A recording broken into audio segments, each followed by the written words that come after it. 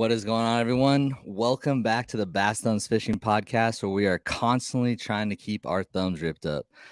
I got a little bit of a cheesy smile going on right now because I was just backstage with all these guys, and I am so stoked for tonight. I appreciate all your guys' support, and I feel like tonight is honestly going to be about you as listeners. And we just want to kind of give back a little bit to the community tonight that supports all of us on all of our social medias. I know that we're streaming this thing on multiple different platforms. So I'm just going to kind of kick the night off by saying welcome. We didn't on purpose put what we're giving away tonight because I feel like the little bit of suspense that might be in your guys' head is going to be that expectation is going to be met tonight. We are going to be giving away some incredible products of people that support us individually, and we're going to give it back to you guys. And I feel like it's going to just be an incredible fun night. I made my first trip out to ICAST. I got to meet a few of these guys for the first time. Social media, we connect on a keyboard level, but there's still a lot of value in face value and meeting people in person, shaking hands. And we had some good times. And as I was flying home, I just thought about this idea. I ran it past all these guys, and bam, here we are. So really stoked to be here. My name's Shane. You guys can follow me over at Bass Thumbs Fishing. That's my main social channel on Instagram and YouTube. And I just love to fish. I cover a lot of the West Coast scene out here as far as the tournament scene goes. And again, I just love fishing, and that's why we're here tonight. And I'm going to go ahead and start bringing in these guys one by one, just so you guys can get to know them just for a split second and what they're about and why they're on the show. We got a lot of influence in the house tonight, and I'm just really excited. So leading things off, I'm going to go in order as I see it backstage. This guy is known as the world's tallest kayak fisherman, and his name is Brandon Mays. Let's bring Brandon on. What's going on, Brandon?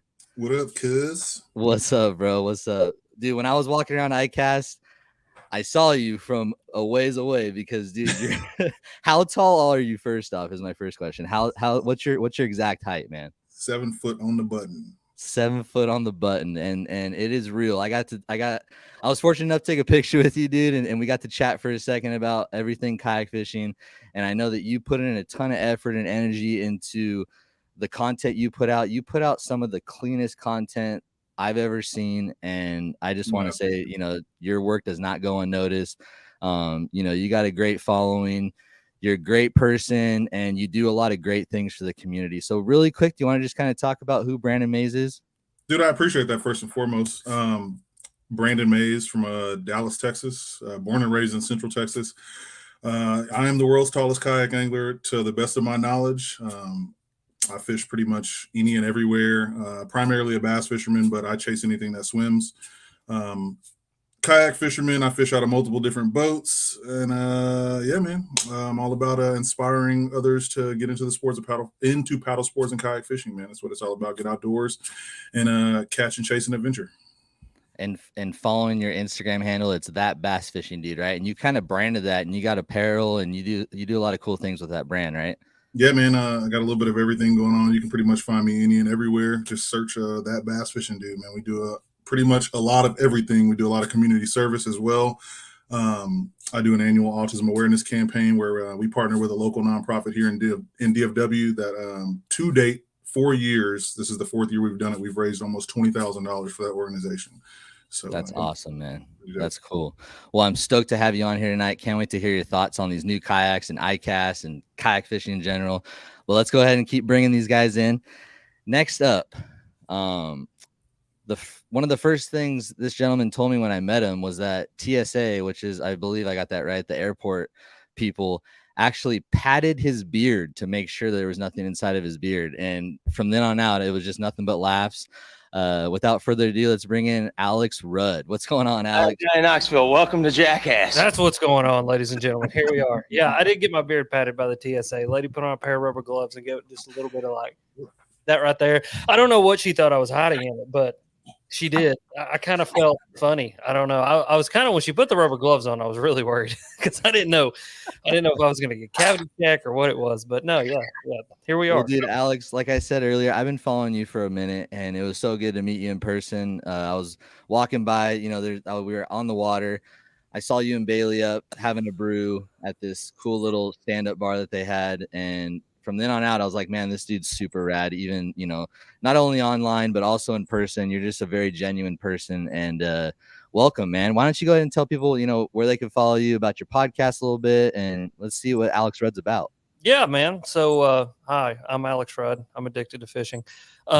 Yeah. So Hi, podcast, Alex. yeah, podcast, YouTube, Instagram, everything's Alex Rudd Fishing. Yeah, I just love bass fishing. I mean, I do it from all platforms. So, you know, I really got into the kayak thing a few years ago and kind of fell in love with it just because of the simplicity of it. And, you know, as much as I do like to fish in my boat, I like to fish in my kayak almost as equally because it's just a completely different experience. And I think it makes you better at being an angler. And so I kind of grabbed a hold of that and just ran with it and, you know, kind of integrated it into what I'm doing here on the internet, which is talking to people and blowing a lot of hot air out there and making videos about bass fishing and just trying to do my best to be a YouTuber or whatever it is and a podcaster and all the things I'm supposed to be. So I'm enjoying it. I guess that's the main thing. Dude, one thing, and I think I told you this, you know, prior to like maybe a year or so ago, I could be wrong on the timeline, but you actually made that decision, that tough decision to quit your day job as a teacher and go into this thing full time. So, dude, I got to give you mad props for that. I feel like that takes, you know, that's a big jump in life to take that, I guess, risk to, you know, kind of see how it goes. And I feel like you've just been crushing it, man. I appreciate it, buddy. I was having a conversation with somebody the other day, and I said I feel like it's going to be taken away from me at any time, and so maybe that's why I work so hard at it. It's because I feel like it could all be over any second. But it's like I think that's kind of where the madness and the joy is found in it. Because when I was a teacher, it was like controlled chaos in my classroom, and now I've just taken that same controlled chaos and now I make YouTube videos and talk on the internet. So it's good. It's good. It's the same thing, just a different thing, you know. I'm gonna bring up some comments, but this one's comedy, dude. I'm pretty sure he's talking about your beard, right? The prison wallet. Yeah. I mean, you know, just a little bit of. Yeah, make sure I'm not stuffing no bombs or anything in there. Oh man, I can that's hide great. things in there. I mean, like you give me, you know, a crankbait or a hook or something, you know, I can stick it right in there and just keep it for later if I need it. You know, it is a good thing to have on your body. Heck yeah, dude. All right. Next up, man. When I first started fishing, I'm gonna be honest, straight up honest. I watched pretty much every video that he brought out. He's known as teaching the world how to fish, and he's just, when you're watching him and he's teaching you a technique, it just all makes sense, like when you're listening to him. And he's actually, throughout the last couple years, I've been fortunate enough to get to know him a little bit more, and he's become a decent friend of mine. I got to walk around ICAST with him quite a bit. We had some good meetings together, and just, you know, stoked to call him a friend. But he's also one of the biggest names in the business. And without further ado, I'd like to bring in Gene Flukemaster Jensen. What's going on, man? What is up, brother? How are you? I'm doing good. Thanks for joining us tonight. And it's a pleasure. It's always a pleasure to have you on here. And like I said, I would probably make a tough bet that all of us here watching and everyone here has seen some sort of Flukemaster video in their life and learned a little something from you. So I appreciate all you've done throughout the years, man. That's awesome, man. I really appreciate it. Yeah, there is one requirement. One thing that everybody needs to remember when listening to this and watching this is only people with beard get credit for their knowledge and their understanding. So as long as they have beards on this thing. There I go. I'm from the West Coast, one, and no beard, so I'm out tonight. Remember that, all right. I tell you though, it's awesome seeing the growth and seeing what has changed over the years. I still see myself as just the first, you know, the guy that figured this all out at the beginning, but watching Alex grow, you know, I feel like a proud papa almost, you know, like I'm the grandpa that sat back and just watched and was like, just so proud to see where he's gone and him taking the leap out of teaching. And, you know, it's just more of you know, the only thing I take credit for is being one of the first ones and the one that didn't quit. But it's fun watching these guys do that. And we'll talk a little bit more about that today, about things I learned at ICAST, because there's one thing really key that I want to make sure I touch on later on that's really, really cool to one of the things I noticed. So it's great to be here though, man. This is going to be fun. Yeah, man, it's always a pleasure to have you on, and can't wait to hear a little bit more. Let's go ahead and get our next guest on. Probably, I would say, man, this is a lot of pressure, like introducing these guys, because I look up to them and they're friends of mine too at the same time. But I would say probably one of the most hardworking people in the industry.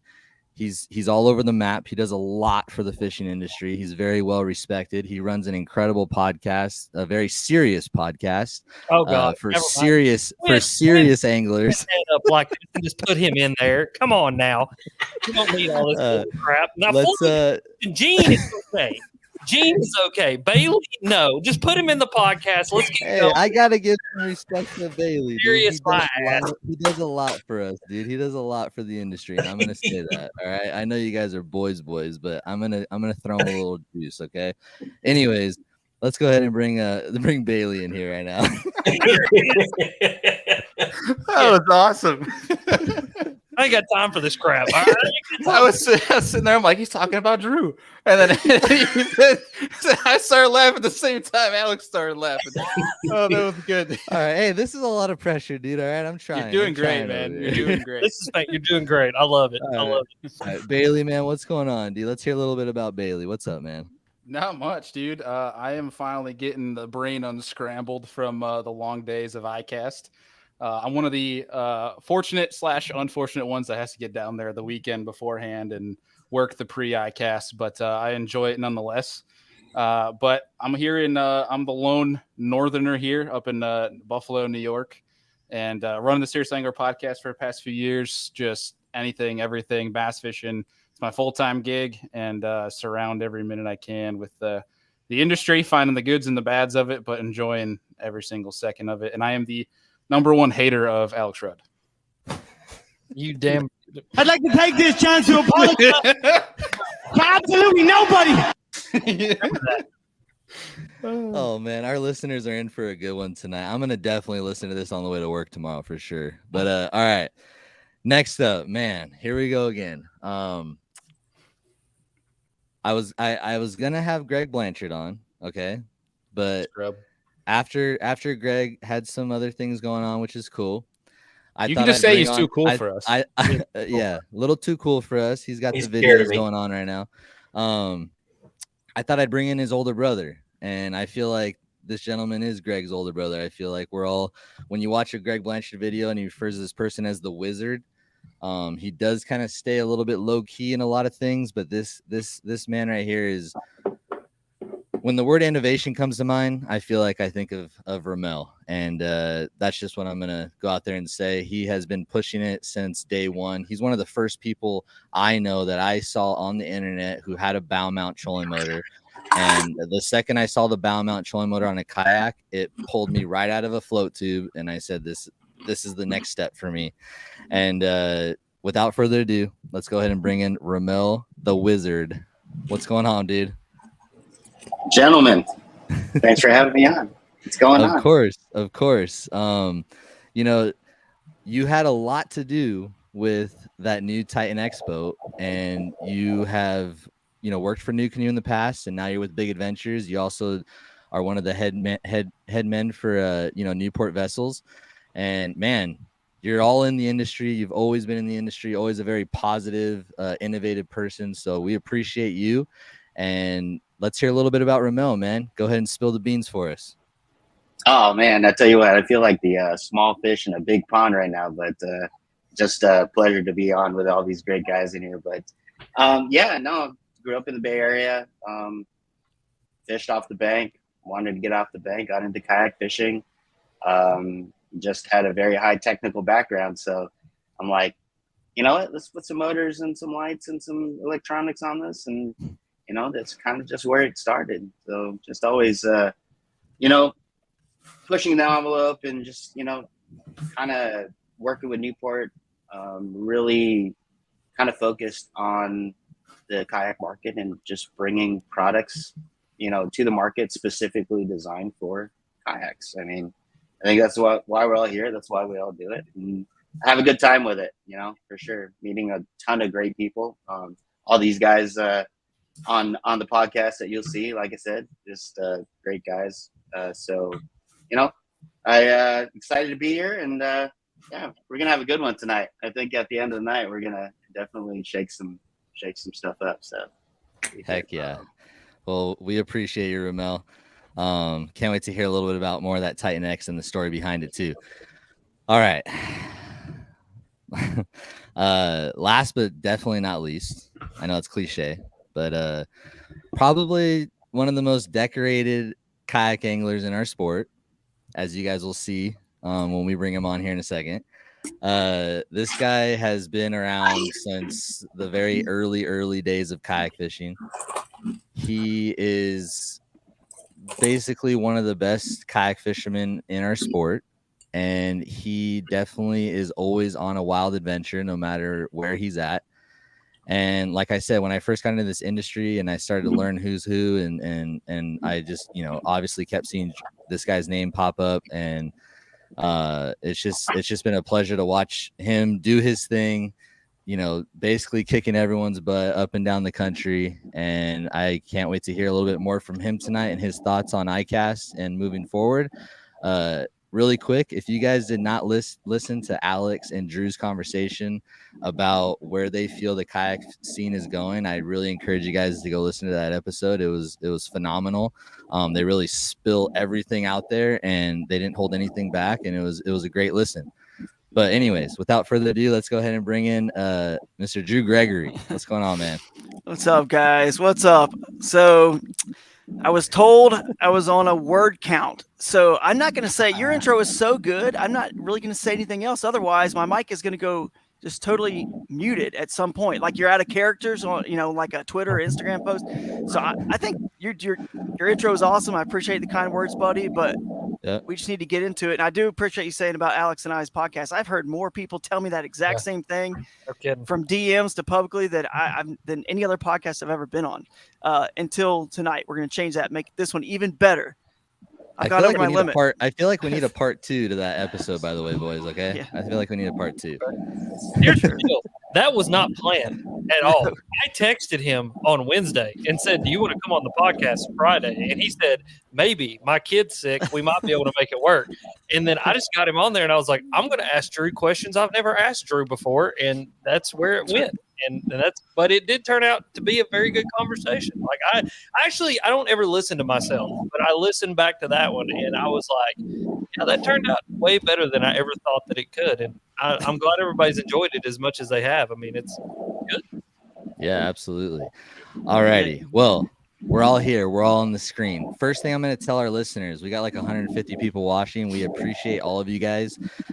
First thing I'm going to say is definitely ask some questions. We want to make this a very interactive podcast.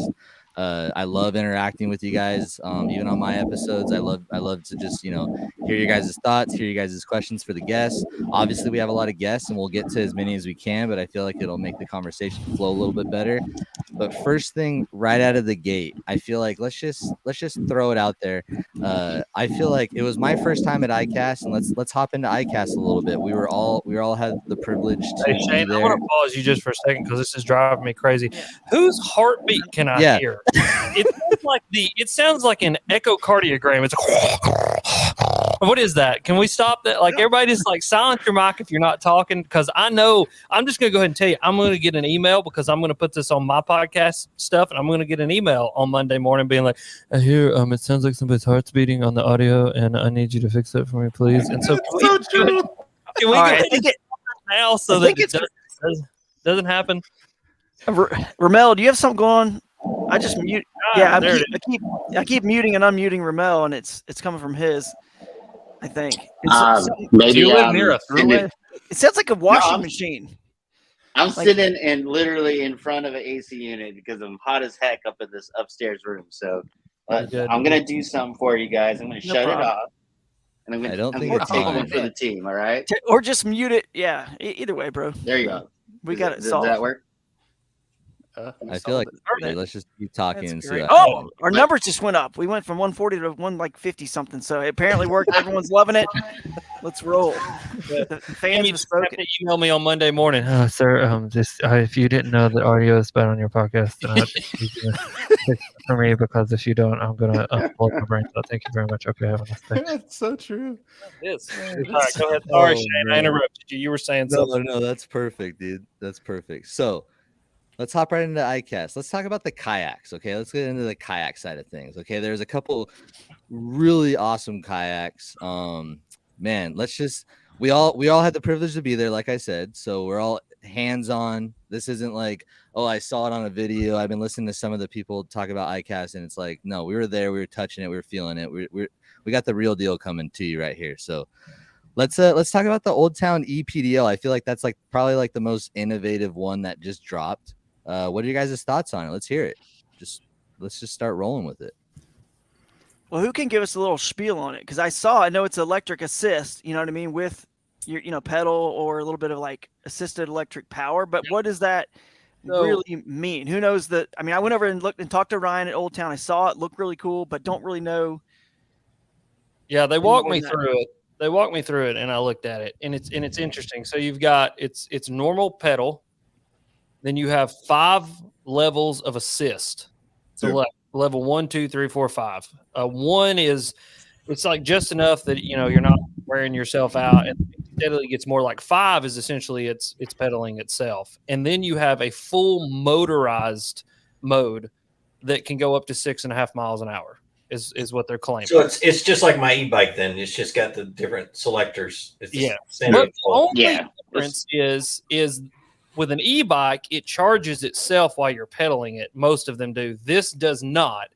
And I think, and I'm going to just put my opinion out there since I'm already talking, it's a 36-volt system with a 20-amp-hour battery already installed into it on a motor that's supposed to go 6 miles an hour, without the ability to really interchange the battery, because the battery compartment and where the battery's sitting isn't big enough to really take anything other than a 20 amp hour. And so very, very cool. Execution, in my opinion, was a little off, because I would have loved to seen a new hull built around that pedal system with the ability to put my own battery in there if I want to go take like a 20-mile journey with my, my motor that's built into my Did they mention what the range was on that? They didn't. See, and I asked. And so whenever I talked to them, sorry to cut you off, they said it was with the full motor running, you'll get like 2.5 hours out of it. But are you sure it was a 36 volt? I thought it was 24 volt. No, it was 36. Because I checked with Ryan, because I asked my dude over there, and he was like, I'm not sure. So I asked Ryan. He's a 36 volt 20 hour battery is what it's 36 volt system, comes with a 20 amp hour battery. And maybe Romel can touch on this just for a second, but the higher the voltage, sorry, I'm going to get this a little mixed up, but the higher the voltage, the better the battery runs, or the longer it runs. So you can't really have like a 36 volt 100 amp. You can, but the higher the voltage, the less the amp hours, basically, because it's more efficient. Yeah, the amp draw goes down as the voltage goes up. So they went 36 volts in order to run. It's just more efficient at that point. But it's interesting. It's an interesting thing. I mean, with the induction of like e-bikes, I mean, literally, it's e-bike technology. It is what it is. But like for me, when I saw it, is it innovative? Yeah, this is the first one to be on a kayak, but it's not anything new. I mean, we're in a world now where e-skateboards, e-surfboards, everything's electric powered. I was disappointed that they did it on the Predator, basically the old Predator 13 platform. Yeah. I wish I would have seen it on something a little more, and I know why they did it. My assumption is because that hull is fast. It is a fast hull. So in order to get the performance out of something that small, because you got to believe that motor that's in there doesn't put a lot of power out. So you need an efficient hull to really show the benefits of that style of drive. So to me, like, I think that drive is going to play well to the recreational inshore type of fisherman. But do I see it? Do you know what this means right here? Lithium NMC? Yeah. Yeah. Yep. So NMC is it's basically a different chemistry of lithium. And the reason why NMC is used in this situation is because it has a high energy density. So you can get in a small package. Gotcha. But the downside is it's a little more volatile than the lithium iron phosphate. My thought is this. Huh? My dad has a $10,000 e-bike mountain bike. He never uses it. that I feel like that market of people Buy that kayak. are going to be buying that kayak. It's going to be, I feel like it's going to be a little bit more leisure popular than like tournament angler popular, if that makes sense. That's just my own thought on it. I feel like there's going to be a ton of people buying it that take it to like the bay, just leisurely around a lake. Like instead of mountain biking, they can kayak now and cruise the whole lake with pedal drive, no matter what age they are, no matter how bad their knees are, and all that. So that's just my own thought. But yeah, I think it would have been a different story in that Sportsman Hall. What was that, Bailey? Yeah, that was the most disappointing thing for me.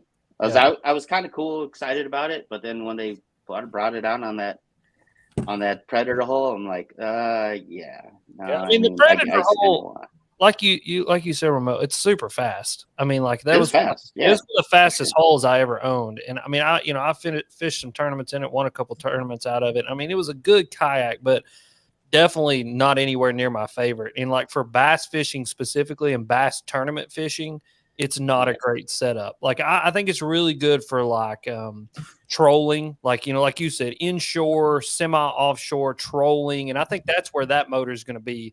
I really think that's what it was built for. That's exactly what it's built for. Because I basically had to beat that out of the guy whenever I talked to him. Yeah. I was like, who is this boat built for? Who was your target audience when you made this boat? And because I compared it to the autopilot. I mean, when you think about the autopilot as a whole, it's got much more capabilities, spot lock, GPS, all these other features in that trolling motor that this, EPDL system does not have.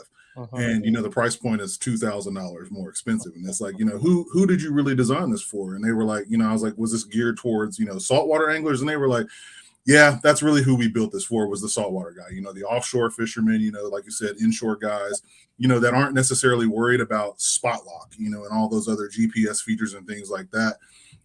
They're looking for a boat that's going to get them out to the spot that they need to get to. It's going to get them there quickly. It's going to get them there, confidently and comfortably. They'll be able to catch the fish that they're after and be able to make it back. Yep. Did anyone get a chance to take it on the water or no? I didn't. I didn't bring shoes for I did. Romel did. I took it on the water. Did it get to the point where you couldn't even pedal because it was just taken off, or? No, it's very intuitive for sure. It's when you put it on 5, it's definitely, you're still pedaling, and it's still you got a really slow pedal motion, and you're moving pretty quickly. But yeah, it didn't feel. It's very intuitive system. Don't get me wrong. I thought it was nice, but I honestly think they're late. They should have if they would have came out with that maybe a couple years ago, then I think it would have done well. But I think right now, in the times that we're in, with the kind of acceptance of motors on kayaks, I think motors on kayaks have made paddle kayaks viable again. Don't need a pedal drive anymore. Do you all remember the feel free Dorado with the overdrive unit? That was 4.5 years ago almost at this point. Let's just be real. That system sucked. So I mean, it did. I mean, let's just be honest here. But I mean, it had already been done. Yeah, for sure. But the difference is with the Dorado is you had to select one or the other. You couldn't do both. It wasn't assist. True. But I already know the answer to this question. But will Hobie BOS allow it? No. No, you can't. Yeah, I don't think you can't. No. Yeah. True. No. They won't. No. They won't even allow you to paddle your kayak. I mean, so why would they allow a boat? No, man. So listen, this is Romel brings up a good point about on the tournament side of things. Obviously, all of kayak fishing isn't tournament related, but to bring up your point, what Romel just said, how much pedal is still always going to be there, no doubt about it, but how much does the motors and the lightweightness of the motors and the simplicity of how they attach, and batteries being lightweight and lithium, how much, and when you use one, like with the Torqeedo, I know many of us have a Torqeedo or a Newport or whatever, right? We all know, dude, I'm telling you, man, it's hard to ever go back because you can go so much faster. Yeah. It's so much fun. They're indestructible. I mean, both those motors are awesome. The motor guides, I use those with you, Shane, for many years. I mean, they've all been great. And and it's not that much. You just carry it back one more trip back up to the car. You know what I mean? Or in your car, it's just like how much has that eliminated the pedal drive game? Other than you got some tournament trails, national and locals. A lot of local trails still just allow paddle or pedal only and no motors. I get that, but it's moving more towards like more of them every day are allowing motors than are taking away motors. So it's probably just going that way. And that's the real question. But Hobie's, I mean, you just could never allow it because how do you know if they're really using the assist part or not? You know what I mean? It'd be like, yeah, it'd be too hard. Impossible to enforce. But I don't know, man. It's an interesting topic.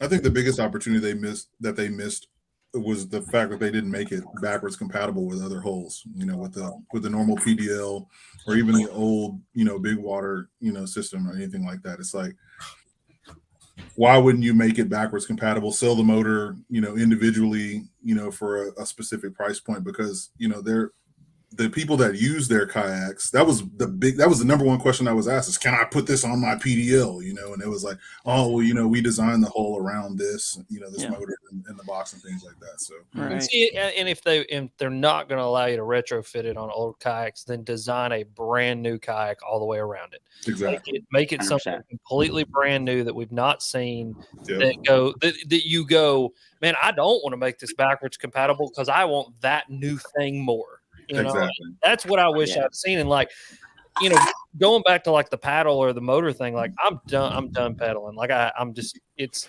it. I hate it. And like, so I feel that I want a motor. And like the thing is I went and had a conversation with the guys at Old Town, and like, you know, they wanted to kind of push me towards the new kayak, but I was like, I just want an autopilot, because for a bass fisherman and what I do as a bass fisherman and how that kayak's set up, that has everything that I need. And just like you said, Brandon, like spot lock. Like I don't want a motor if I don't got spot lock, unless you're talking about like a Torpedo and the way you guys run your kayaks. I mean, I want run both. I mean, exactly. I mean, like that's where it's heading. I feel like it's. I've been doing it, to be honest. I've been doing it for 2 years. I feel like it is. Yep. If I'm not in a tournament, I love running, you know, a Torpedo and a XI3. I remember following you at practice. But man, I got a 30-mile range at 5 miles an hour. Yeah. You know? Was it 3 years ago that the first Bass Kayak Championship was on Possum Kingdom, or was that 2 years ago? Whichever one it was. I ran into you, Gene, and I was pedaling my life away, and I was like 10 miles away from a ramp, and I saw you with both the motors in practice. And dude, pedaling the rest of the day became so hard after seeing you in that. Oh, this sucks. Because you can run one of the, you know, whether it be a Newport or a Torpedo, but you can run it at half throttle. Yep. And then run the XI3 at full throttle all day long, because it's very efficient and it doesn't draw that much. But run them in 5 to 5.5 miles an hour, 30, 35 miles, and just go. So there's a comment that's come through here that I think is a great conversation for all of us to have. And it says, does the crew like the way the motor like the way of the motors, or does it take away from what we got into the sport for? I think here. I'm going to give my opinion. I'll let you boys go. I think that there's a clear distinction of why to have a motor and why not. For me, why to have a motor is whenever I'm trying to win money in a tournament kayak fishing. Any other time, I'm going to get my little crescent out and I'm going to go toss it in a creek where I can just go have fun. And I go literally back to the simplest form of kayak fishing. Yep. And like, that's really the way because I've done all the kayaks now. I've had the Jackson, I've had the Bonafide, I've had the Hobie, I've had the Native. I've done it all. I want something with a motor with spotlight. He gets around, folks. He really gets around. Changes kayaks like we change underwear. I'm going to say. Anyway, neighborhood bicycle. So it's like I want spot lock and a motor, and I want to be able to go 5 miles an hour to my spot when I'm trying to catch fish and win money. And then I want to literally strip it down to a piece of plastic, a paddle, and one rod, and go to a creek. I don't want anything in between those two. And that's just like, that's where I'm at with fishing. And so that's how I kind of look at that. It's not like that. I think it's cool. Like if you're just into kayak fishing and you're doing it affordably and you want to build your kayak out into like essentially a small bass boat, do it because that's badass and that's what you love to do. But for me, with the availability of two different kayaks, I want a tournament rig and I want a play around rig. And then if I want to do anything else other than that, I'll go get in my boat. And that's just how I look. That's a lot how I feel. You know, I try to rig. I like to push the envelope in rigging kayaks. If you guys haven't noticed, nope. You know, as long as it's still floating and I'm not upside down, it's got what it needs on it. But I'm with Alex, man. Anti-Drew. You know, yeah, exactly. Well, I've been excited about the little RVR coming out because that's a great little creek, river, whatever around my houseboat. That's the kind of stuff that I love doing. I mean, back when I had the Jackson, same thing, throw it in the river and go fishing. And then, but man, you know, out filming and out trying to find fish and trying to get as many, you know, as much footage as I can, and sit offshore and you know, especially this time of the year, spot lock offshore and make 5 minutes a cast to drag a worm or a jig over top of some structure. You can't beat a motor. You really can't. But then again, I think there's a place for not having one too. But Yeah, tournaments, I hate tournaments without motors. No, I agree with all of that. Like for me, I'm a person that's I've pretty much been in just about every boat that's in the fishing industry at this point, at some point in time. And I have probably 6 or 7 kayaks myself. And for me, they kind of I agree with Alex and what he said. I think it really just depends on the angler and kind of what you're doing. You know, what are your goals with fishing? You know, what are you planning on doing? If you're a tournament angler, absolutely. You know, I have a fully built out tournament rig. My Hobie it is dialed. I tell Romel this all the time. He's always trying to send me an NK 300 or something. I'm like, dude, I can't put anything else on this boat. It will be at the bottom of the lake. And, but then I also have like my Live Water Sports L4, that I have a 55-pound thrust Minn Kota on the front of it, with spot lock. Then I also have a couple of inflatables. I've got an iTrek 11. I've got an NRS Cuda, that's my throw and go boat. If I want to slide out into a creek or a river or whatever it may be. I've got a, Big Fish 120, the boat that I started all of this in, I've potentially got a Titan, X on the way as well. But, I've been in a ton of different boats and, for me, I think it really just kind of boils down to how I feel the day that I'm going to go out, what I want to do. If I want to go out and if I feel like paddling, I'm going to take my boat out that I want to paddle. If I want to go out and don't feel like struggling to get where I want to go all day long, I'll pull out my live board. But, if I want to go out here and like just really just figure something out on a new body of water or whatever it may be, I'm going to pull the Hobie out. So, yeah, I think it really just boils down to the angler at the end of the day, what it really means to them and, what kind of fishing that they actually want to do. I'm not for or against the motor in any situation. I think it, it has its place. But at the same time, I am at certain parts a purist of the sport. I do enjoy paddling still. So. Well, isn't that the kayak, beauty of it? Okay. Like, isn't it the beauty of it that like us as kayak anglers, you can have multiple boats too. Like my bass boat, you buy it once, or you buy it. Try to sell it and try to get something bigger and better, but like you buy it once. It's not like I can literally switch a kayak every 6 months if I wanted to. I can go and affordably buy a paddle, a pedal, a power, and still not even be in a fifth of what my boat cost. And like that's kind of the beauty of the plastic boat is like in Brandon's case, he's got it, a bunch of them. You know what I mean? And given to you or buy them yourself or whatever it is, it's still way more affordable than trying to go and buy $100,000 glass boat or even these $80,000 and $90,000 aluminum boats nowadays. And so that's the beauty of it. Hey, you'll never be done paying on that. No. A kayak that came out that, and I'm just gonna say this, being a part of the team, I don't know if Gene knew about it or not, but they kept it pretty low key and just threw the skiff out there on us. Like the day before, they're like, "Oh, we're bringing out the skiff 117," and I was just like, "Okay, cool." Like. I had to like look at it for a second and then realize, this is just like a hybrid paddleboard fishing kayak. I have a good friend of mine, Alex Cox. He started fishing our tournaments out of a stand-up paddleboard. And so when I first saw it, I sent it to him. He's like, dude, that's my dream stand-up paddleboard right there. So I don't know. What do you guys think of the Skiff 117? Kind of a little, I know it's not like, that much. There's other things like it on the market, but I think it's gonna be appealing to a certain demographic of kayak angler. It's kind of a Drew Gregory style boat. Drew, I'd say that because it's one of those you can get through and out and kind of a creek boat kind of stuff. It can be used as one, lightweight. Lightweight with nothing up, an empty deck up front, lots of room and everything else, especially so Drew can do his breakdancing and stuff. Yeah. But not anymore. But but I really think that playing around with it and stuff like that, it's going to have its place. I think it'll be a great inshore boat. I think throwing a torpedo on the back of it and going out into the flats in Louisiana and so on and so forth. I think it's got its place. Fly fishermen are going to love it because there's nothing up front to get snagged on. And will I get one soon? Probably not. But I think that it fills a void for people who love skiffs and love to get out into that shallow, skinny water. So. Yeah, it's a cool little boat. I mean, it looks cool. I mean, all the bona fide stuff looks like really cool. I mean, like the photography, the aesthetics. I talked to Hans a little bit at the booth. I mean, it's a cool little hybrid. So I'm sure it's going to appeal to a lot of folks out there.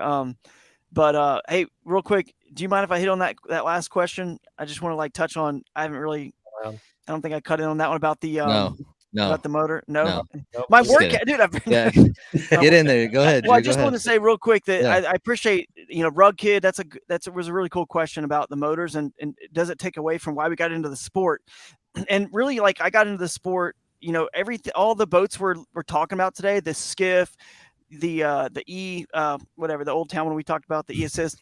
I can't remember the name of it, but all of them are just tools, right? It's all about your style of fishing and how you fish. And you got to think of a boat. They're all just tools. And for me, creeks, rivers, backwaters, you can never have a better tool than something that's just simple, lightweight with a paddle. And so even in tournaments I fish, my first instinct is, the same way I got into the sport and why I got into the sport is look for fish and find fish in the places I just enjoy fishing. And that's just the simple, without a motor, without batteries, without all that stuff. Can it be done? Not all the time, which is why I have, like Rudd was saying, dude, and Gene, you're not going to go and compete against other people where they're allowed to have motors and get there faster and not have a motor. Everybody on the elites has a 250 for a reason, except for Poche, but that's a whole different reason.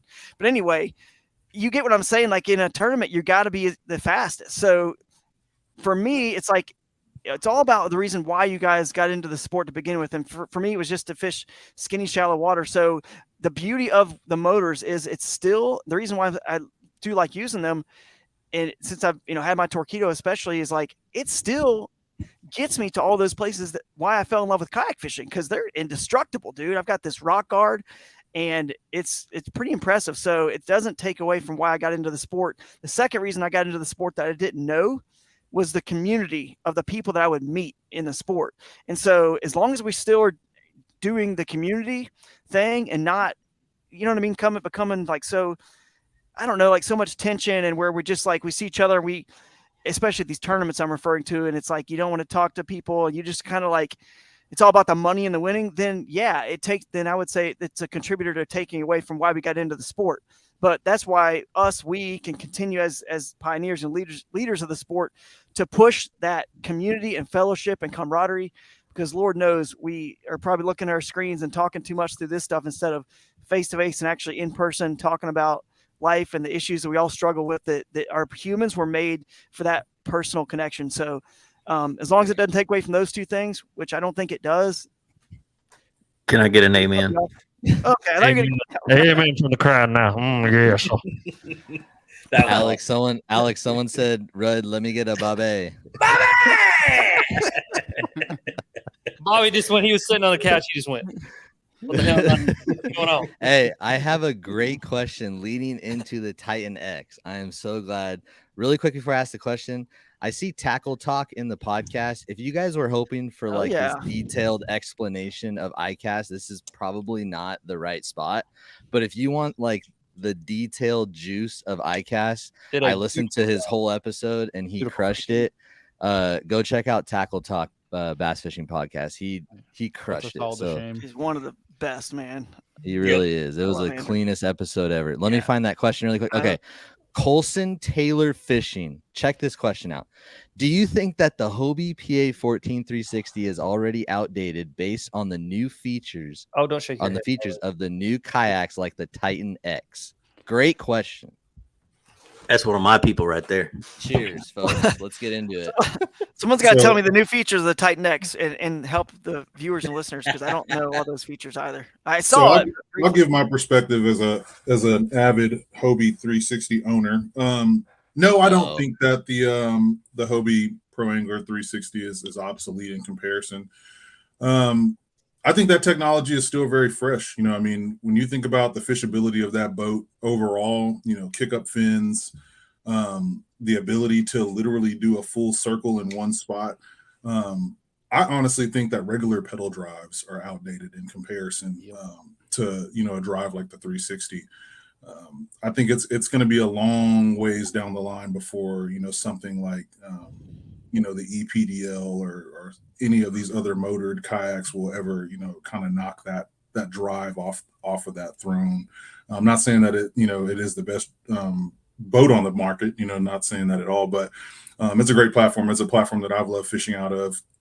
In my opinion, it's unmatched to a lot of other boats in the industry. So I think from a hull standpoint, it's getting outdated. From a drive standpoint, there's nothing like it. Yeah, I definitely think the hull of the Pro Angler needs a refresher. I think it's well past due. I think I can agree with that too. Yeah, not just a new color. Yeah. Yeah. We're it's not like the new bait extensions every ICAST. We have new colors and sizes this year. It's I think hull needs it for sure. But I will also say too that I think kayak fishing from a boat standpoint is going. I'm torn on this because some days I wake up and I think it's going the right direction. Some days I wake up think it's going the wrong direction. Where I think if we keep going bigger, all we're doing is chasing down bass boats. Where I also I look at like what Drew and his team did with the Crescent, where they looked at the hull and tried to make things more smart from a smaller and more compact size from a kayak standpoint. Whereas I feel like for getting bigger, we're just turning these kayaks literally into boats. Yeah, I don't like the fact that they just turn into giant docks that you throw motors onto. Well, let me ask this. As devil advocate, I've been waiting for this to pop up, and I'm just going to throw it out there. Okay, do you think the sport would be as big as it is today if the kayaks that continue to revolutionize throughout the last few years and adding bow mounts and adding double graphs and going that direction towards a bass boat? Do you think the sport would be where it's at today? I don't. No, I'm just playing devil's advocate here. Okay? No, it wouldn't be where it was. 100% would not be where it was. But I don't think trying to turn a plastic boat into a bass boat, as in being able to handle, big wide boats, being able to handle waves and all kinds of other stuff. Putting a motor on a boat's one thing, but just making them bigger and bigger, then I think to myself, I might as well get a John boat, because it's like, it's bad enough that I max out the weight on my kayak, but I choose to do that, and I do it just to see if I can do it. But Gene, I do feel like they're not getting bigger; they're just getting easier to rig. They're not really getting. We're not seeing like 15-foot kayaks or anything crazy like that, and 50. You will though. Wide, 55 I'm inches telling wide. you, like We will. Yes, we will. Yeah, I don't think so. I think it's going to Yeah. stay within. I think it's going to stay within 15 feet. The I really tournament do. rules. Nope. Tournament So rules many- will set that. and there's so many dudes They allow around me 17. who are buying the Jackson Here we Take go. 2s. Here we go, folks. Here we go. Let's go. Listen, there's so many dudes around me buying the Jackson Take 2s, taking one of the seats out, throwing a trolling motor on the front, pulling the seat far as back as they can get it, so they literally can walk up and down the kayak. It is a matter of time before, number one, the regulation for how long your kayak can be is bumped up. More national trails allow motors. I think Hobie's the only one that doesn't. I think eventually they're absolutely going. They will. And I think that you're going to start seeing people in 16 and 17 foot kayaks that have motors on them, and it's essentially like being in a plastic John boat. But here's the deal. I think, and I've said this before, you're going to see it go in two opposite directions. I think you're going to see people take the simplistic route, and you're going to see people take the extreme route, just like we've seen in bass fishing as a whole. So bass fishing as a whole, there's so few people who are in the moderate. It's either you're a bank angler fishing affordably, or a kayak angler fishing affordably as you can, or you're in $100,000 bass boat pulling it with a $100,000 truck, or you're in the nicest kayak that you can possibly get with every knick-knack, paddywhack, and give a dog a bone on it. And it's like, I don't see very many people in the in-between anymore, which is very strange. And I've been saying this for a while, that bass fishing as an industry as a whole is going to like pop into two different little bubbles. It'll still be one big industry, but you'll have like the affordable, I'm trying to appeal to the normal guy, and then you'll have the gods among men and everybody who's trying to be a pro.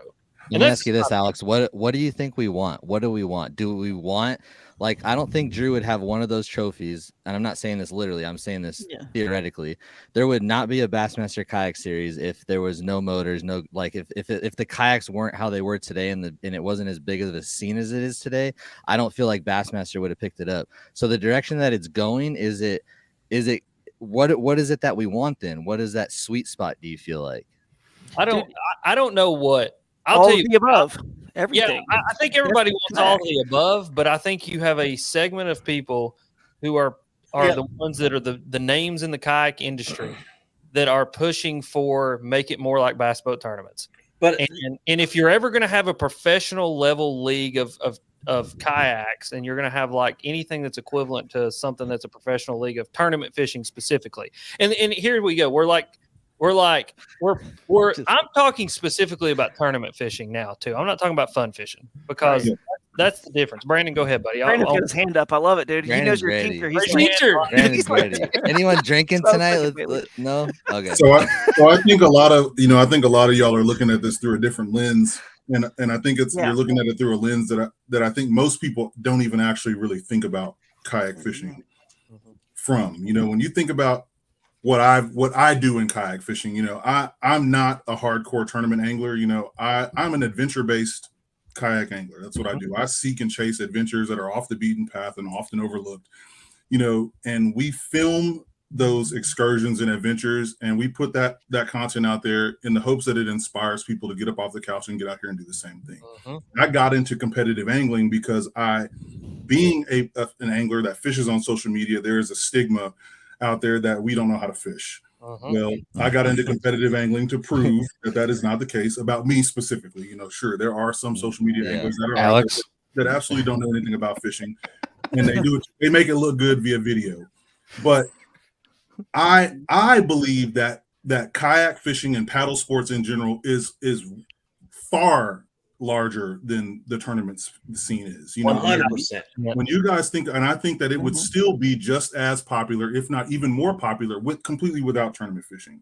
Tournament fishing occupies an extremely small demographic of this space, and probably 99% of people that are interested in paddle sports or may become interested in paddle sports don't give a crap about tournament fishing. But the problem is, to just add to you here, that the tournament fishing, being the small majority, is making up like 100% of the decision-making powers at all of these kayak companies. To an extent, it does. It does. To an extent, I do agree with you on that a lot of times when it comes to kayak companies and kayak manufacturers, and whenever they're thinking about the next best and greatest kayak that they're putting out there on the market, a lot of times they are thinking about the tournament angler first, and they're not really thinking about the average everyday angler that's not going to go out here and spend $15,000 rigging their kayak. When I think about my Hobie Pro Angler as it sits, that's a $19,000 kayak with everything that's on it, and that's not a joke. I mean, it's ridiculous. You could have said 20. You could have said 20, Brandon. Okay. Round up, bro. Come on. You're right. But then when you think about, some of my other platforms that don't even have electronics on them, when you think about, the purity of the sport and how the average person that gets into this sport and sees what it is, they're not going to go out here and spend all this money on a kayak to put all of this stuff in it. They're going to go to Walmart. They're going to go buy a $300 Pelican, and they're going to go out here and they're going to get off the bank and they're going to go chase an adventure in it. And I think that's what the majority of people in this space are going to do, but the tournament scene, I think, does drive a lot of people to get into this space, because most of us are on social media that are fishing in tournaments. We're constantly posting, creating content around fishing and things like that. And that does inspire people to get into the sport. And, a lot of those people that it does inspire, it pushes them into the tournament scene. They go out, they dip a toe in it, they figure out if they like it or they hate it or whatever.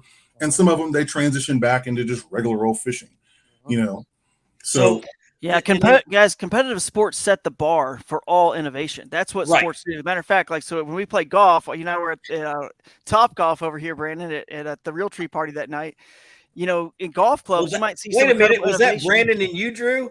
That's us, dude. I thought it was some dude and his daughter. It is. That's what I thought too, bro. I swear. I thought that. I thought that was like you and your kid, Drew, and then I was like, no, That's not no. Drew, why is Yes, that your it is his screensaver? kid. Why is So that you your guys- screensaver, bro? You guys that just Come got on, on man, here, somebody's Brandon is screensaver. 7 I love feet Brandon. tall. He's Just- a big dude. So, Yeah, but we 7 were at feet tall. golf, and it sets the innovation for all. And what that does is that it trickles down to like the golf clubs, right? The best golf clubs today will be much less expensive in 5 years from now, and the average Joe will be able to use and benefit from all the technology that sports at the highest level has afforded us. You know, because they're always That's trying exactly to what I was squeeze a gonna say. little bit more. So It's just weird that in our sport, quote unquote, you have tournament fishing and then you have fishing. And it's weird because we didn't create a game and then create a set of rules for the game and then the game became popular. Fishing was a means to like gather food for yourself and your family for tens of thousands of years. And it's like we gamified fishing when we introduced the aspect of who could catch the biggest.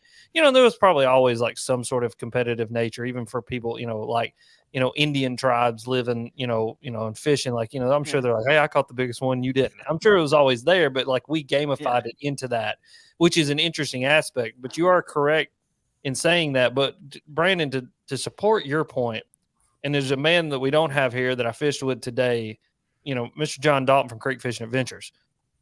There's a reason he has 150,000 subscribers and that he gets 50,000 views of video and that his channel is one of the fastest growing fishing channels on YouTube. It's because he just doesn't give a crap. Like he's going to go out, like Brandon said, and go on an adventure. And like even me, like there's two sides of my kayak fishing, and that's why I have such a polar opposite view on it. It's like I'm either fishing a tournament because I don't even enjoy the tournaments, to be totally honest with you. I enjoy the camaraderie, like really, like I enjoy to go hanging out, eating pizza afterwards, talking to everybody, getting, Drew, you know what I'm talking about. I mean, this is what the tournament series you're making and we're building is. I mean, it's because if you're fun fishing with Alex, he'll beat the brakes off of you. You'd put him in a tournament, man. You got a chance. Yes, you actually do. But then there's my polar opposite. Donator. Wow. Then there's my polar opposite side of me where I literally just want to go have fun. And more than anything, that's what I love to do. Is like go explore, go do something new, go touch a piece of water that I feel like I've never touched or someone else hasn't ever touched. And that to me, like you said, Brandon, dude, there's way more people in paddle sports that don't fish, that just go out for the adventure and go out for nature. That those are the people, in my opinion, that we need to be going, hey, why don't you just pick up a fishing rod while you go? And then you can enjoy, this aspect of what you're already doing in nature just a little bit more. And I think that's what we do. And that's exactly what I do. Yeah, and that's the future to me. That's the future to me. There's two aspects of the future of kayak fishing. Me and Drew talked about it. One is bringing back the tournament side to what it used to be, which was the camaraderie and the getting together and the having fun and the party of it. And then the other side of it is the getting back to what a kayak, the essence of a plastic boat, going somewhere no one else can go and going on an adventure. I will now get off my soapbox. Thank you for coming to my TED Talk. I will shut up. Let's rein it back in for a second, okay? Let's rein it back in. Let's talk a little bit about the Titan X, okay? Let's give the Titan X a little love, okay? Because I feel like it at the show. I can't remember who was talking about, but I kept coming back to the Titan X for some reason, just like looking at it because I just felt like it was I don't know, it was just a cool kayak to look at. And Romel, that's one of the biggest reasons why I wanted to have you on tonight, other than the person that was literally in the kayak, Greg. You literally had a huge part in designing that kayak. Can you just walk us through a little bit of it and the thoughts about the new Titan X? Yeah, I mean, I'm going to take Drew. Your point is, it's just a tool, right? Yeah. It is what it is. But thing is that with a Titan X, biggest things that I had input on. I'm not going to say I helped design the kayak. I had input. Let's be real here. The real person that designed the kayak was Shane over at Native. But my input was generally to just make the ability to choose and add and install equipment easier.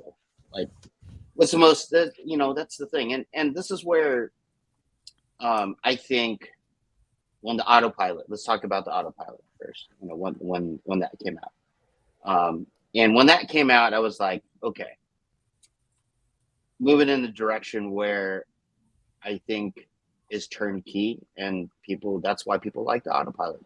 You literally can go buy it, drop a battery in it, put a graph on it, and you got spot lock built in. You don't have to run lines. You don't have to do any of that stuff. It's already done, right?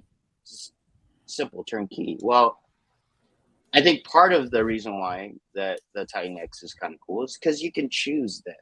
Because with the autopilot, you're locked into that 45-pound thrust motor, which is, I think we can all agree, that's a bit underpowered as an understatement, right? For that size boat, okay? Well, the Titan X, my input with the Titan X was literally just to kind of take what I've learned over the years in rigging boats and employ that and put that in and understand what difficulties somebody that is not, maybe doesn't have my technical or skill abilities, and allow them to be able to do it. And I think I enjoy kayak fishing. I enjoy fishing, but I also enjoy the technical part. I enjoy the rigging part. Like Gene said, just want to do it because we do it. I go a little bit extra. I do all the carbon fiber and all that stuff, but that's all fluff. Let's be real. And my thing is that I think when people make their boats their own and do it themselves, there's a sense of joy and accomplishment that you gain from doing that. And the Titan X allows people to do that more easily. So, biggest thing with the Titan X that my input is the access ports for the wiring, adding those in. You don't have to drill holes in your kayak, obviously. And then, the battery placement. It's huge. Everyone's putting batteries are getting bigger. They're also getting lighter, but finding a spot for a battery is always been difficult. We're always shoehorning marine boat batteries into our kayaks because we have no choice. Well, my biggest thing, I'm real big about center of gravity, balance, trimming, make sure that so the kayaks, so the hulls can run efficiently like they're designed. So the battery placement right behind the seat, down low into the kayak, drops the center of gravity down, keeps everything, adds more stability, just adds a better feel to the boat. And then also like adding the power pole inserts already in there. No adapter plates. You don't need to buy any accessory plates or anything like that. It's already built in, especially like bow mount XI3. Having the inserts already onto the kayak. You don't have, like, once again, no accessory plates. You don't have to buy anything else. You can just buy the XI3, buy the quick release mount that normally everybody buys. You have to buy it anyway, and that's all you need. You just bolt it on and it's done. Why'd you have to do XI3 like this, Romel? Because that's not the only bow mount that's out there. So, I mean, it's just, it's the ability to choose. I mean, there's, you can put batteries back in that storage well. You could bet batteries up front, and depending on what you run, how you run it, how you rig it. Everybody's different. And I think it's just ability to choose what you want and how you want to do it, and make Romel, that I feel like choice easier. A misconception a little bit that I saw and heard was there's some things going around about Greg's floor already being wet, but I feel like no one really knew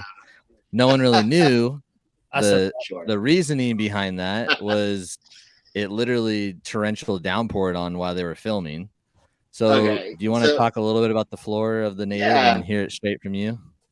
Sure. So the floor has been raised as much as it could be raised. And the reason why we can't just infinitely raise the floor, because of the pedal drive, your heels would hit the bottom. So they're raised as much as they can. And so when we, after done rigging, we set out, we did the photo shoot and the video for media, literally downpoured rain for hours. Now, because it's a new boat, Greg only pulled the front scuppers. Now, the Titan X has 6 scuppers in the main front area.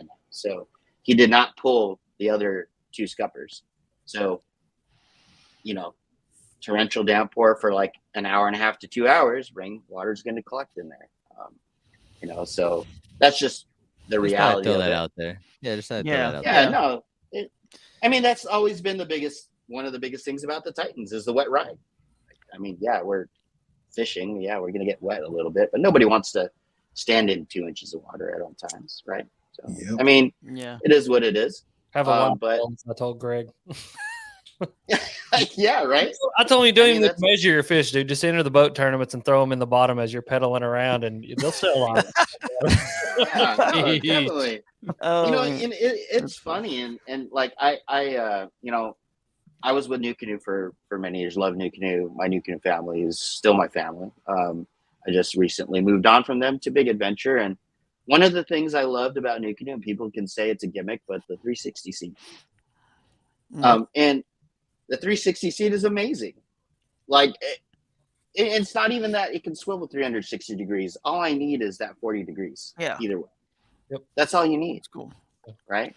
But people that haven't tried it, that they knock it because, it's like, oh, it's a gimmick, but it actually does work. I petition that all kayaks have 360 swivel Yeah. seats. Like it's Yeah, right. they're so I good. mean, My especially- biggest advantage for that seat is literally that you can square your shoulders up to a cast on your offside, and you can 100%. you're gonna catch more fish. That's why you see me slide my fat butt around and side saddle a Bonafide, because I have to have my shoulders square, or I'm gonna be a wussy on a hook set and miss a fish. Right. So- And that angle is going to allow you to make that perfect cast. Yep. Just that little bit. Yeah. And that's what we fight with the most, right? Is boat position. Like, Yeah. and it's difficult unless you got bow mount spot lock and you're spot locked into the wind or into the current. Like, so being able to adjust yourself, your body, like to make that perfect cast, whether if it's 10 degrees, 15 degrees, whatever it is, it's essential. I love it. And also for like the bigger guys that have, if you want to reach behind you to grab something.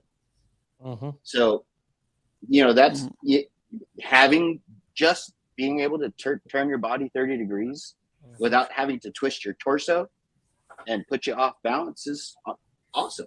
Yeah. So, being in the Bonafide seat 250 days a year, or 200 to 250 days a year, I wear a seat out. I do by just rotating. Just rotating and moving it. Yeah. I wear a seat out. 100%. It's So definitely moving towards, everything like we're saying. A lot of the best things about boats, we're going to find ways to get them on kayaks, because if they're going to help you catch more fish or be more comfortable or whatever, which if you don't mind, Shane, I'll pull this this comment in, which kind of goes back to I think my view of what we talked about. Kayaks are like cars. He says, this is RJM Fishtails. Get what you want, spend whatever money you want to spend, and just go have fun. And that's my whole philosophy, is like the beauty of the kayak that it can do it all. It can be a mini boat if that's your style. And again, it's all about a tool.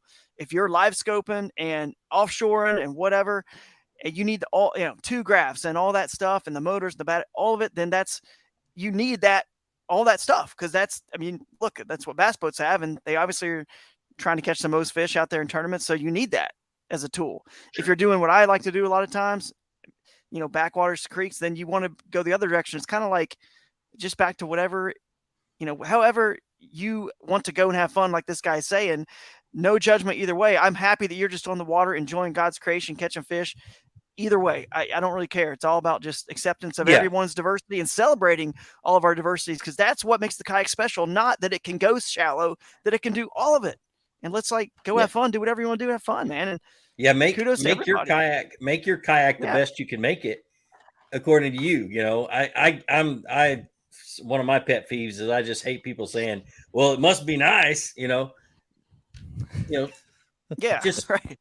Have fun in your kayak and don't judge your kayak according to somebody else's. Yeah. I mean, because here's the must be nice. Yeah, it is really nice to be able to take my Crescent literally with nothing on it. Yes. Drop it off the bridge and go catch a 40-inch husky on a buzzbait in a creek. Yeah, it is really nice. I like that much better than I like dragging my bass boat or my big kayak to the lake and putting it in at a normal ramp with everybody else. Yes, it's very nice. It's overpressured. Yeah, exactly. By the way, somebody needs to get a bigger dog. That's sad. Ouch. Question on the new native kayak. How much does it weigh? Like dry?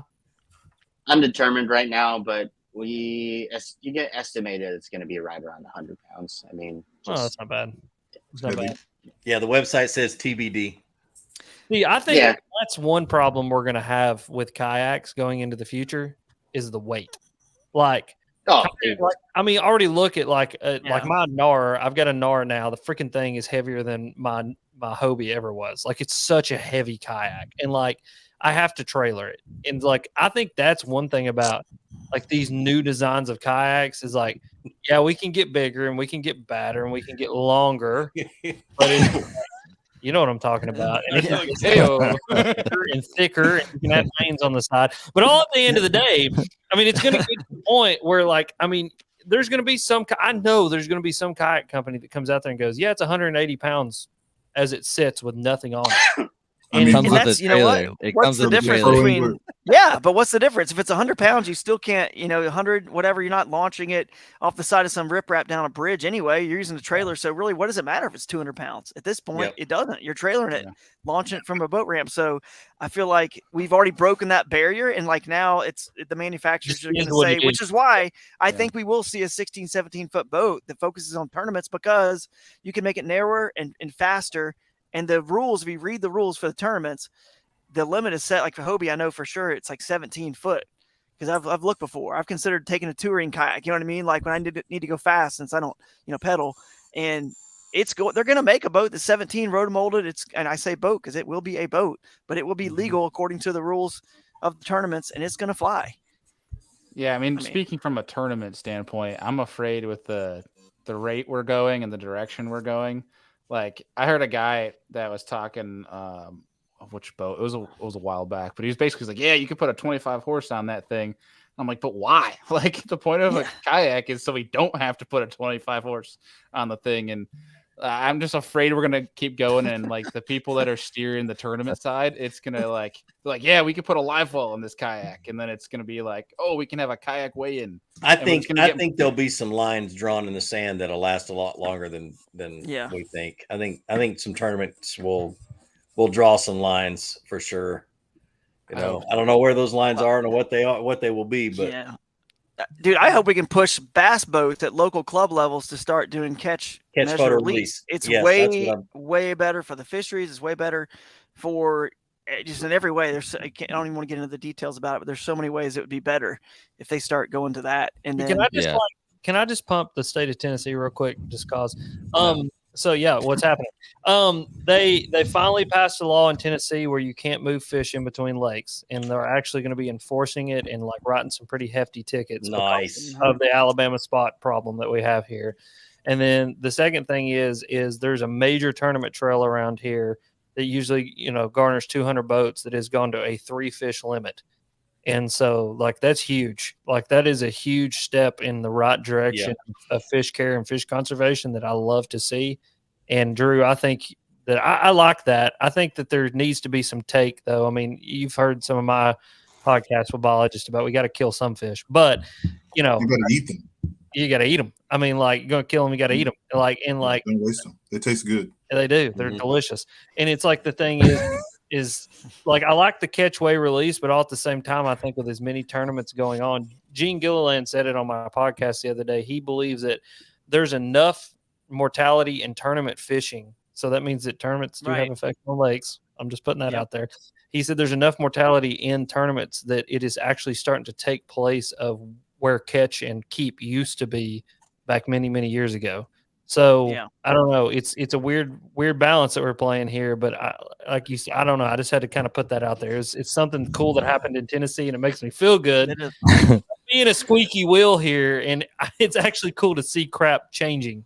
So anyway, go on. It works. Okay, it works like Gene said, though. It does work. But the only thing I'll say is that it's just moving fish to an area of the lake they wouldn't normally naturally be, though. But it does work in terms of killing probably the correct amount. Unfortunately, killing the correct amount, but not giving food to anybody, which that sucks. But anyway, yeah. Shane, you signed yourself up for a hard task tonight, keeping this crew you going. did, brother. Yeah. But hey, I feel like we definitely need to maybe come back in a month or so and maybe hit on another. Let's keep topic. going. We got a couple hours. Dude, my You can kid. go I the don't know whole if you. month. I You don't, can keep when my kid comes right here, it's never good for me. My phone's getting blown up, and my kid's right here. That's never good. Hey, we can carry it for a Oh. little while. If you need to go, you can go to sleep if you want. We'll still be here at 7 a.m. bro. We can No, all but leave. Drew will we- take it we- till the morning. I feel like Let's go. we're already an hour and 15 in, and we got a lot of stuff to give away, and we're gonna have fun doing that, and that's probably gonna take 20-30 minutes to do because there's that much stuff going on. So, and I feel like we, when I wrote the description out, we kind of touched on where kayak fishing's going. We talked about the 3 kayaks that are that came out. Like I said, if you guys want a detailed breakdown of ICAST, go check out Tackle Talk podcast, and he will fill you in. But Romel we just dipped so that he didn't have to give away that new. no. Hold on, don't say yeah, man. Don't say yeah, man. Okay, but I feel like you guys ready to like get into the little giveaway things going on. You guys want to get into it a little bit because I know Bailey's in New York, so he's pushing like 11 o'clock already. We're good. Yeah, it's 2 a.m. in New York right now. I like when I just a little kind of a joke because I'm on the West Coast, and when I fly out to these guys, they all just give me a hard time about being on the West Coast. When I said, "Hey, you guys want to do this at 6 p.m. PT," and I can't remember if it was Brandon or Alex or someone wrote, "What time is that in America?" What is that in American? Yeah. What is that in American? I love it. Oh, that was good stuff. But dude, I think we had a blast. We got like 170 people watching, and I feel like let's start giving away some things. We got quite a few things to give away. Who wants to raise their hand and kind of go first? And the way that I do the giveaway is on StreamYard. So we're gonna pick up a hashtag. What do you feel like the theme? What do you feel like a really good hashtag is? I feel like Alex has like 9 of them in his head already. What do you feel like our hashtag should be for the giveaway? Frog's gay. I don't know what that's. Gay. That's our hashtag. Frogs are gay. No. What do you feel like the hashtag for the theme of our conversation will be, or something that'll click?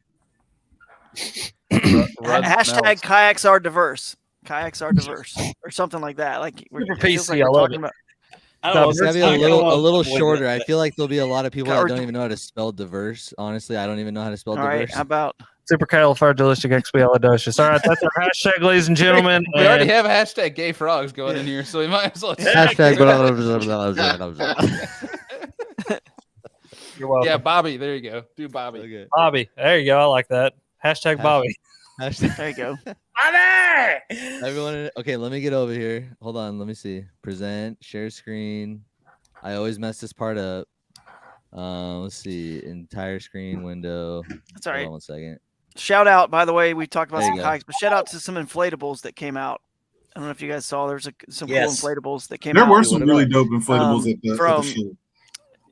Jeff Little and the guys, Trey Innovative Sportsman, have some pretty cool ones. I think Wilderness had one, and there was several others out there. So just another shout I out. thought you were What going to about say that? I What thought you were about going to that shout out the circle Go one? Boat. Yeah, the The Go Go Boat. That was The that was all Go the talk.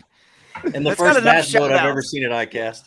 Was that Yeah, the I first bass boat anybody's ever seen at ICAST? Yeah. I think so. In the new product showcase? Yeah. I think Dude, I so. would've- I mean, I would've only paid $106,000, but Is that the You icon? You talking about the icon? I saw one in Icon. person. That's It cool, looks man. like I saw one in person that didn't have glitter and it looked like Legos.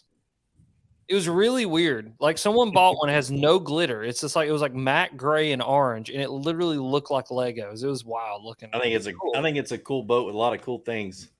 But I ain't spending Gene, $109,000. you should have gotten that Go Boat, man, on the water. That would have been awesome. No. I feel like I would break an inflatable. Like I feel like I would be in an inflatable for 2.5 seconds and destroy it. You'd the way be you go you'd be through highly that. surprised that you would not. I fish out of an inflatable as well. I've got 2 actually. I've got the iTrek 11 and I have an NRS Cuda. Yeah. Yeah. Bro, they're killer boats, man. Like they weigh 20 pounds a piece, and you can literally get those things anywhere. My NRS Cuda, Yeah. it rolls up into a literal backpack, so I can hike into somewhere. Yeah. Badass. That was the other one, All the right, other guys. inflatable, the NRS. Yeah, so, man. Yeah. By the way, Brandon, you should do more tournaments, man. I really feel like A, I know you're a good angler, but B, you have the best intimidation factor of anybody, bro. You just be like, I'm fishing here, like right now, like this is my spot. Can Who's you gonna ever imagine him push into sight your- fishing? Yeah, off I of a know. kayak? Sight fishing. Oh, You know, the tournament stuff is fun. You know, I really Intimidation. do. enjoy the competitive side of it, man. But like, dude, it just eats up so much of my time, man. Like it eats up so much of my free time during especially some of the best times of year to be fishing all over the country. And those are opportunities that I miss out on, for the last 2 years that I've been doing the competitive stuff. I've missed out on a lot of really good opportunities to go chase fish, link up with a lot of you dudes and hang out and fish and chase a cool adventure and film it and, tell a cool story. So, going into 2024, it's my plan to, I'm done with the tournament stuff for now, man, for at least for a little while. I'm going to get out here, man. I'm going to go knock some different species off the bucket list, man, and go out here and do some fun, cool stuff. We got you next year, Bruce. Dressed up as a father Sasquatch and son Sasquatch and just go scare the shit out of people at tournament this whole Well, our goal is we're going to go hit different lakes and have fun and catch different species, but then also just scare the shit out of people dressed up as Bigfoot. Try not to get shot. I'm with it. Yeah, Brandon, we got you next year. I'm going to get you into at least one tournament. We got some stuff. I think you're going to be into something. So we'll see. We got you, dude. Trust me. I'm going to see you. I'm going to see you in one. You're going to catch a new You're going to catch a new species too. So Drew, it's going to be right up your alley, dude. Drew, who's your we? alley. It's going to be good. Nobody. Oh, come on. Sucks. It's a bad idea. We got too awful. Yeah. All right. Hashtag Bobby if you guys want to win some insane giveaway products. I'll go first too, right? Gene's going first. I'll go first. Let's give everyone a second. There's 81 entries and there's 170 people watching. If you can't do hashtag Bobby, I don't know. You're gonna want to. You're Brandon, definitely I'm gonna right there want with to. you, man. I didn't fish hardly any tournaments this year except for a couple of onlines, and I'm like, I just want to fish. Yeah, man. Like I said, I enjoy the competitive stuff. It's fun. Oh, yeah. I've had a blast doing it, but like I said, I'm ready to travel and get out here and chase some other stuff, man. Yeah, I want to take control of the camaraderie side of it. You know what I'm saying? Yeah, man. I want to have get-togethers and have fun little things where not even try to make any money off of it. Just say, hey, everybody meet at this lake. Let's go fishing. Let's just have some fun. Yeah, and that's the thing with the competitive stuff for me. It was never even about the money. It was just really about proving a point. And then it wasn't even really to prove it to anybody else, but just to myself. Yeah, that's what I did last year, and that's exactly I can go out here and put 5 fish in the boat, when it counts against the best anglers in the country. And I did. I like my local deal is just because it still has that camaraderie. It's once a month, and it's just enough of that. Like, hey, I'm gonna go try to beat these dudes who I know are really good, and it's like, you know what I mean? It's like, yeah, Bobby, look, we got Bobby. Yay! There you go. All right, we're almost at 100 entries, 178 people watching that I see, and only 100 entries. So we'll give it a couple more seconds. Let's go with I know Gene said he'll go first, but Bailey, what was your favorite bait at ICAST? That's a great question. I haven't really gone through to see. I was pretty locked up in the pure fishing booth, so I didn't get to see too much of the outside of what people actually put out. Did you get a chance to see the first gen? I like first gen. They always come out with some cool stuff. Did you see the copperhead chatterbait? I did not. No. Oh, okay. That's kind of cool. Now you got to tell me what is it? I love it. Have you seen the copperhead chatterbait? Nope. Oh, okay. Well, never mind. The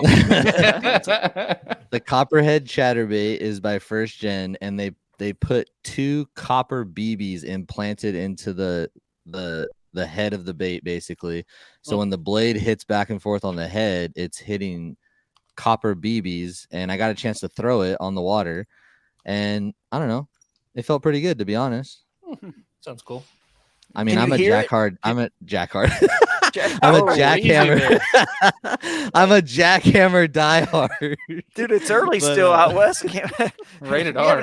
Bailey and I might have an excuse or run. Well, like you said, 10:30 here, but can you hear those BBs? Like actually hear them with your ears? Like even though you're not under the water, obviously under the water you can hear them, but could you hear them even out of the water? I hear it, but I felt it right away.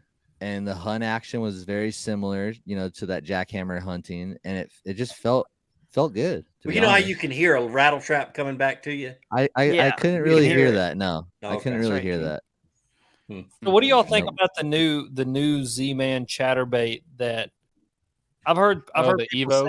Yeah, I've used it, man. I've been using it. I use it at lacrosse. So like everybody says that essentially it's just going to replace the jackhammer because they're tired of paying out royalties to Evergreen and Brett Hyatt. That's what I've heard that not only from Tackle Talk podcast, but a couple other people like that. That's the big push they're trying to make with it. Is that correct, or is that more of a behind the scenes thing that they're not talking about that I just said on live? Look, man, I'm on the end of like, obviously I'm sponsored by Z-Man, so I'll chime in here and let you guys know. I mean, I'm in on the sales meeting so that when they tell the entire sales reps and the, just everybody in the whole company is like on this big call explaining all the new baits. That wasn't even mentioned. I mean, that's not even part of what it's mentioned. Yeah. What it is. I mean, it's pretty obvious. You just look at the industry. You guys know how many other quote unquote jackhammer are out there. How many baits are made to compete with the jackhammer, and they are competing and claiming they are just as good, but we're $5 less expensive, right? I mean, that's what they all kind of say. None of them are really the same price as the jackhammer. So it's just so Z-Man has a bait that really is comparable, if not better. It may very well be. I like things on it personally. I like things on it that are better.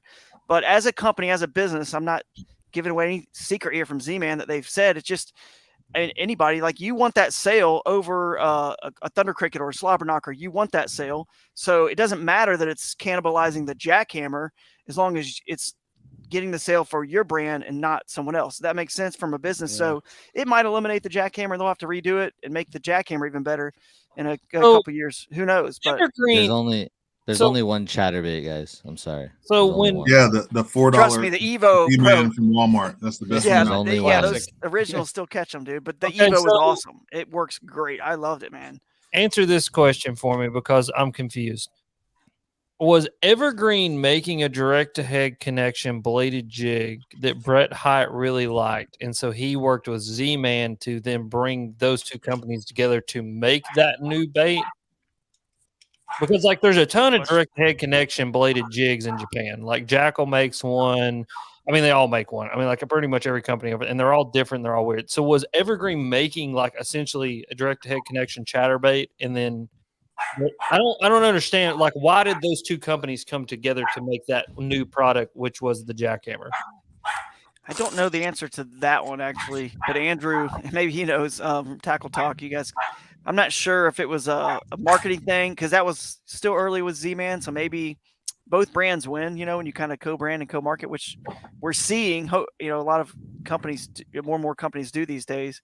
So I don't know, man. It could have been some of the components. Some of the components chatterbait that was sent by God. That's why.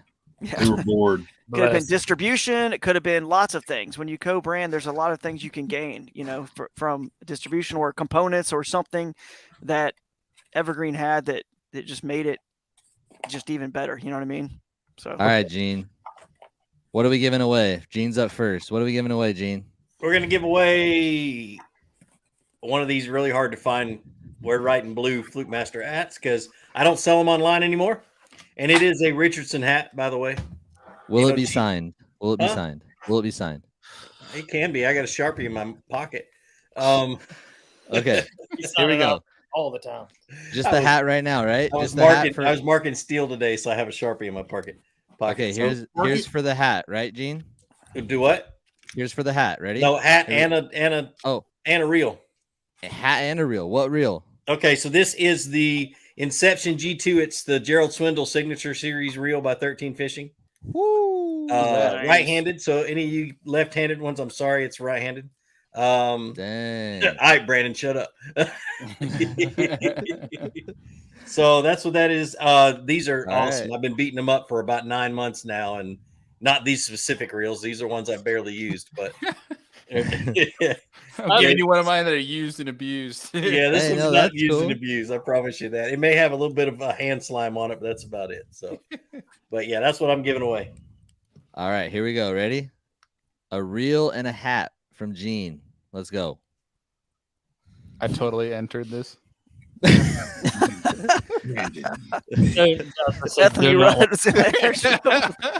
Emily Motzkus. Hell yeah. You have to be in the chat to win. You have to be in the chat to win. So let's give her a second. Emily, are you in the chat? If not, we're gonna run it back. Rod, get the Jeopardy music queued up. I wish I had it. I can do something. Emily, else. are you in the chat? Just say I'm here or something. My wife asked if I've seen the dog bowl. What? I said I never knew he did. Wait, what? Oh, that's such a good one. Oh, here we go. There she is. Boom. I'm here. Thank you. All right. So we'll I'm writing these down, Congratulations. Gene, but make sure you reach out to Gene Flukemaster on Instagram, or you can reach out to myself, Baston Fishing, Shane Lamont, and we will get you squared away. Do it All on right, so- Facebook. Do it on Facebook Okay. or Instagram. That way I can get your address. There we go. Yeah. Emily's our first winner of the night. Congratulations. Gene, do you have something else, or is that all from Mr. Flukemaster? I got another reel and another hat. All right, here we I'm go. keeping it simple, stupid. Here So we go. this is my favorite hat. It's still a Richardson, but it's the black one with the Flukemaster logo on it. Who's from San Diego? San Diego. Oh, well, on the both of you guys. There's two people Shane, there. yeah. Sort of. But anyway, so one of my best friends growing up since I was 2 years old is the one that designed the Flukemaster logo, and he owns a branding company in San Diego, California. So that's my connection to San Diego, but I still don't like California. And then the reel is just another one of the Gerald Swindle signature reels. So same thing, same. I got them in the same shipment. So, but yeah, that's what it is. Okay. Let's roll it again. I saw someone saying what chat. We have 115 entries. Bailey, can you help me out here a little bit, maybe? Are they able to, if they're putting hashtag Bobby, if they're watching on Alex's channel?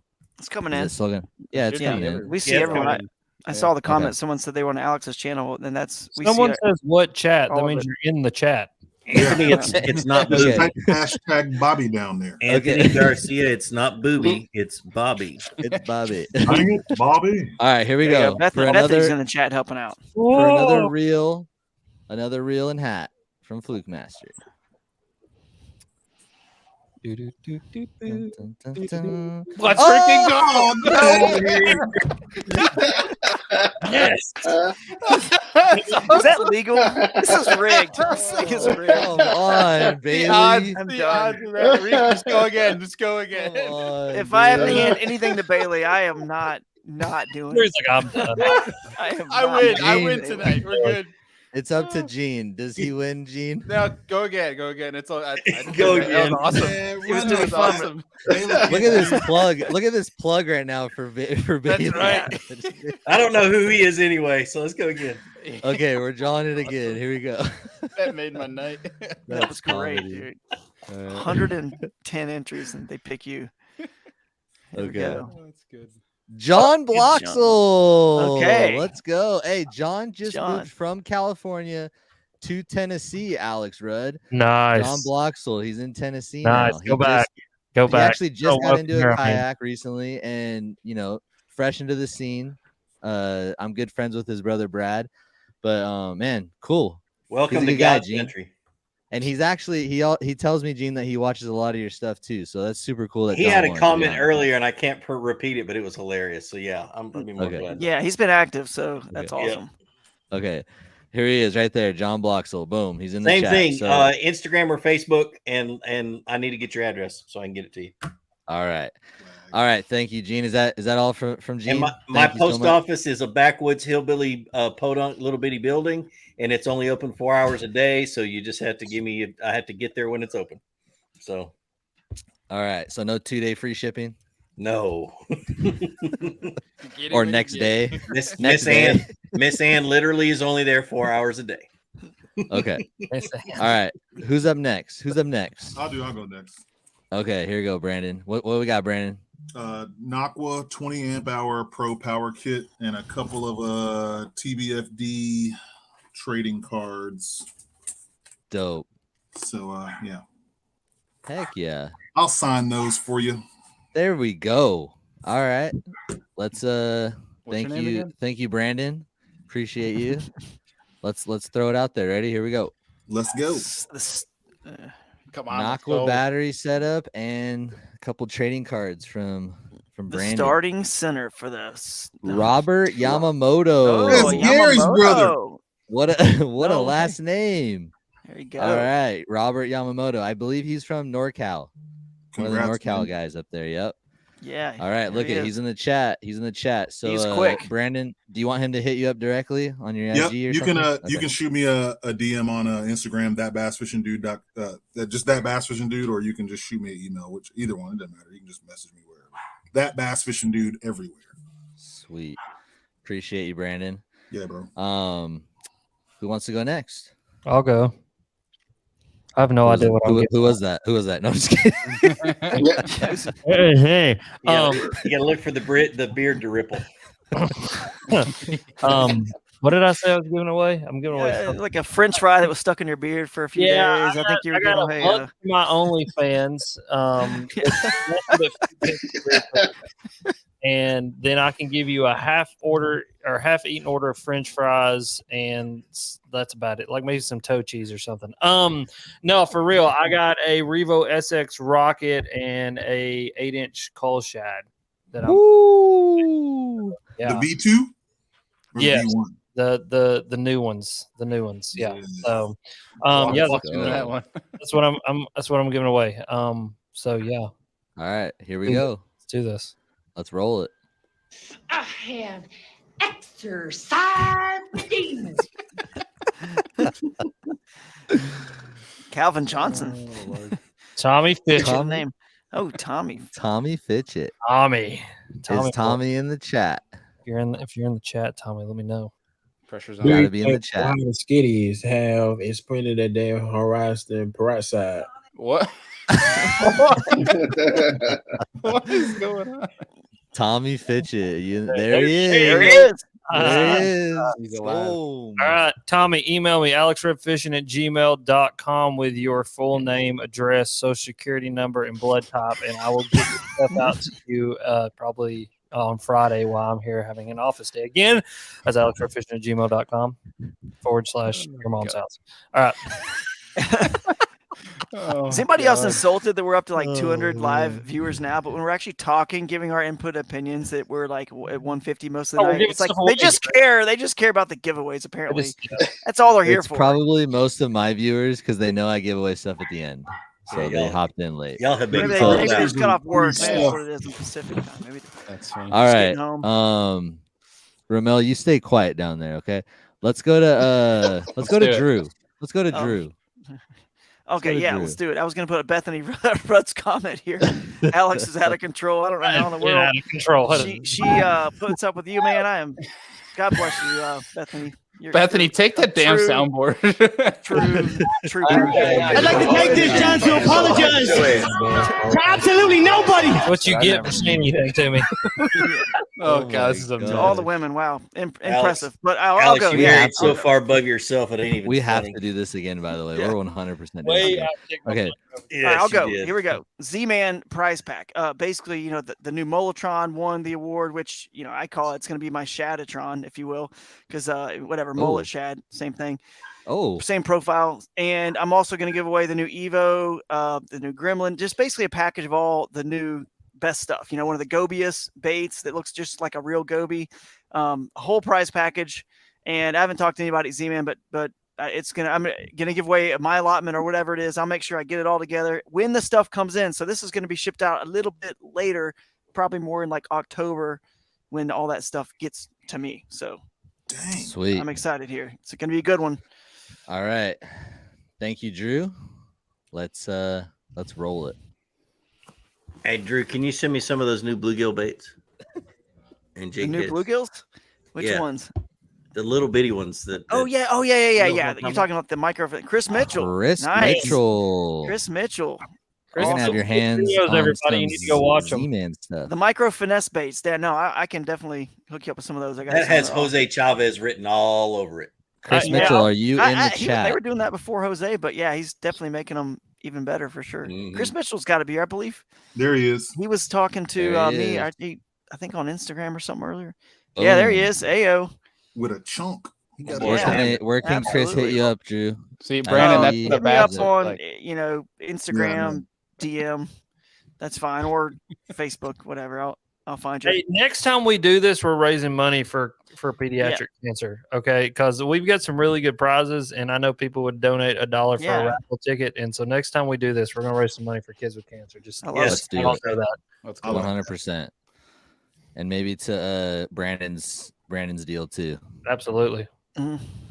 Yeah, Chris, hit me up. Stay on me, Chris, if because again, October's a ways down the way. Just if I forget once it comes in. Yeah. All right. Then you guys might have to hit me up in October. Yep. Thank you so much, Drew. You're the man. You're the Z man. You're the Z man. Thank you. Look at you. Clever. Yeah, Drew's a lot like me. He's forgetful. So yeah, stay on both of us. We just lost Shane. Sure. We lost the host. If I had it all right here, I probably wouldn't forget, but I don't even have those bait checks except for the Evo. Got that one. Back. Wiped myself out. I swiped out. Dang it, we were about to have a party. We're about to cancel your channel. Kick him off. I vote to kick him off. Mutiny. All right. Who's I'll go next, and then we'll do Romel last because I feel like we just should. I'm going to give away a GSM Outdoors package. I'll give away some new Yamamoto baits, some Bill Lewis stuff, some Steel Shad stuff, and some Buckeye stuff. I'll put in a little prize pack and send it your way. So let's get that one going. Ready? Here we go. We can't see anything. Do you think Mojada Skitties have expanded their horizon peroxide? I'm finna throw a clip at your ass. My bad. I didn't share the screen, but it ran. Rigged. B-Rod. No, B-Rod. chose B-Rod. Are you in the chat? B-Rod. I don't know, but y'all are gonna want to Sounds be like in a the new- chat for the next one. yeah. I got the Jeopardy sound here, and I can't get it. Whoa. It's making me mad. Oh, there he is right there. Hey. All right, man. Hit me up on Baston's Fishing on Instagram. DM me and I'll get that sent off to you. All right. Sounds good, bro. Thanks, B-Rod. Is that you? No. All right. I think we're caught up to Romel. Unless got me. anyone else wants to get creative. Are we good? I got mine too. Unless Yeah, you Bailey want didn't give Romel me to go Oh, away. sorry, Bailey. My bad. No, All good, bro. Okay, no, my bad. You got Go ahead. confused. Forget about me. No. I He didn't won, no, he forget. Sorry. won. You're Sorry. confused because he won one. So You thought we Yeah, already. Sorry. I know. I felt like that was your deal. I won but go Romel's, ahead. right? That's He's what I been won. DQ'd. No, he's giving away. No, he's giving away what he won. Okay. Go ahead, Bailey. My bad. All right, we're giving away Sears Angler hat and a $50 Omnia Fishing gift card. Let's go. Nice. Let's go. I'm so excited to see who wins this. Boom. Nice.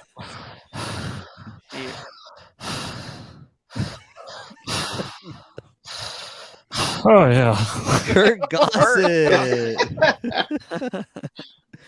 Dude, Kurt Gossett, he is one of the luckiest people I know. He won 2 bona fide SS127s in raffles in the last like 3 years. That's awesome. Insane. Hey, man, He's we got five. super lucky, dude. There he is too. He is We need to go to the Like casino, that, bro. And Kurt, Kirk also look at that runs guy. our local club, SoCal Kayak Anglers, TD. So congratulations, Kirk. Heck yeah, man. Get in touch with Sears Angler or my personal Facebook page or Instagram, whichever is easier for you. We'll get that stuff sent over. Awesome. Thank you, Bailey. Appreciate you. Yes, sir. That when you said the $50 gift card, it reminded me.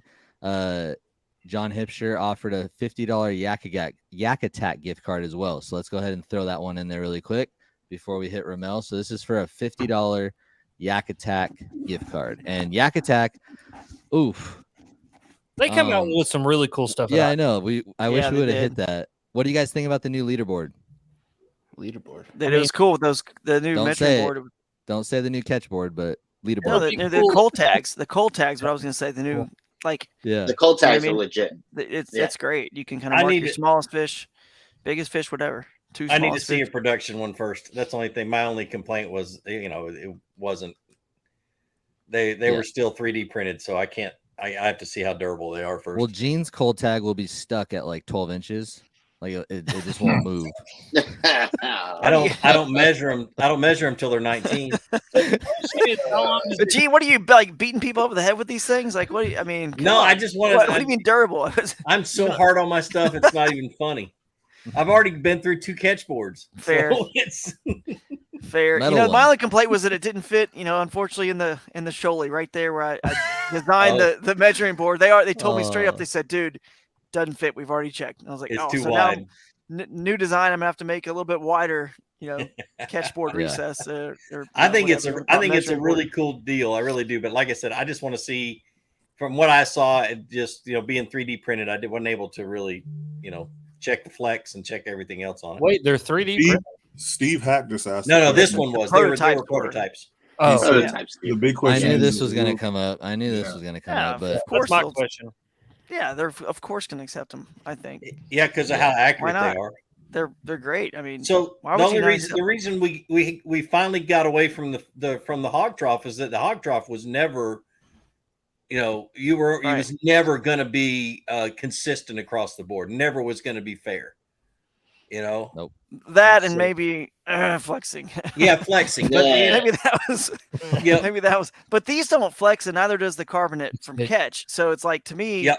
if you're going to the metal, I never understood the metal thing because if you're going to cheat by cutting out a portion of the middle and gluing it together, which is kind of what happened, which is why we went to metal, which you could still cut metal anyway, but you can figure that out with the photo using the inches and still, I don't know, man. The whole, Does the Yak so Attack might as well allow it. It's lighter weight. What's that, Alex? does the Yak Attack like a board holder thing work for catch boards as well? Or is it what you do? Yeah. No. Yeah, you No, get they're the board holders. You get the Yeah. parking pole. You get the parking pole holders, and Oh. it'll hold the catch board just like that with the parking pole holders. Okay, yeah, the cool. roto They grips. have The rotor grip parking poles. Yeah, that's Yeah. cool. they have a holder for catch board. Yeah. Okay, I just thought that was cool. All right. This Yeah. is for a $50 Yak Attack gift card. They should. They should allow them. I believe most trails will. Yep. That bass For sure. fishing dude. At that bass fishing dude on all your Chris local pages. Jacobson. What's he Chris got there? Jacobson, $50 Yak Attack gift card. Are you in the chat? Trying to see what fish he's holding. That's a Is that a hybrid. white That's a hybrid? white Yeah, bass. it's like a white. Couldn't tell if that was just a. Jacobson. You got to be in the chat, man. Throw it up there. Gotta be down there doing the chat stuff. My bad. Right, row. Uh-oh. Oh no. Uh-oh. You ain't Might have here. signed out. We got any Bama fans in the Oh. chat? Ooh. Chris disgusting. Jacobson.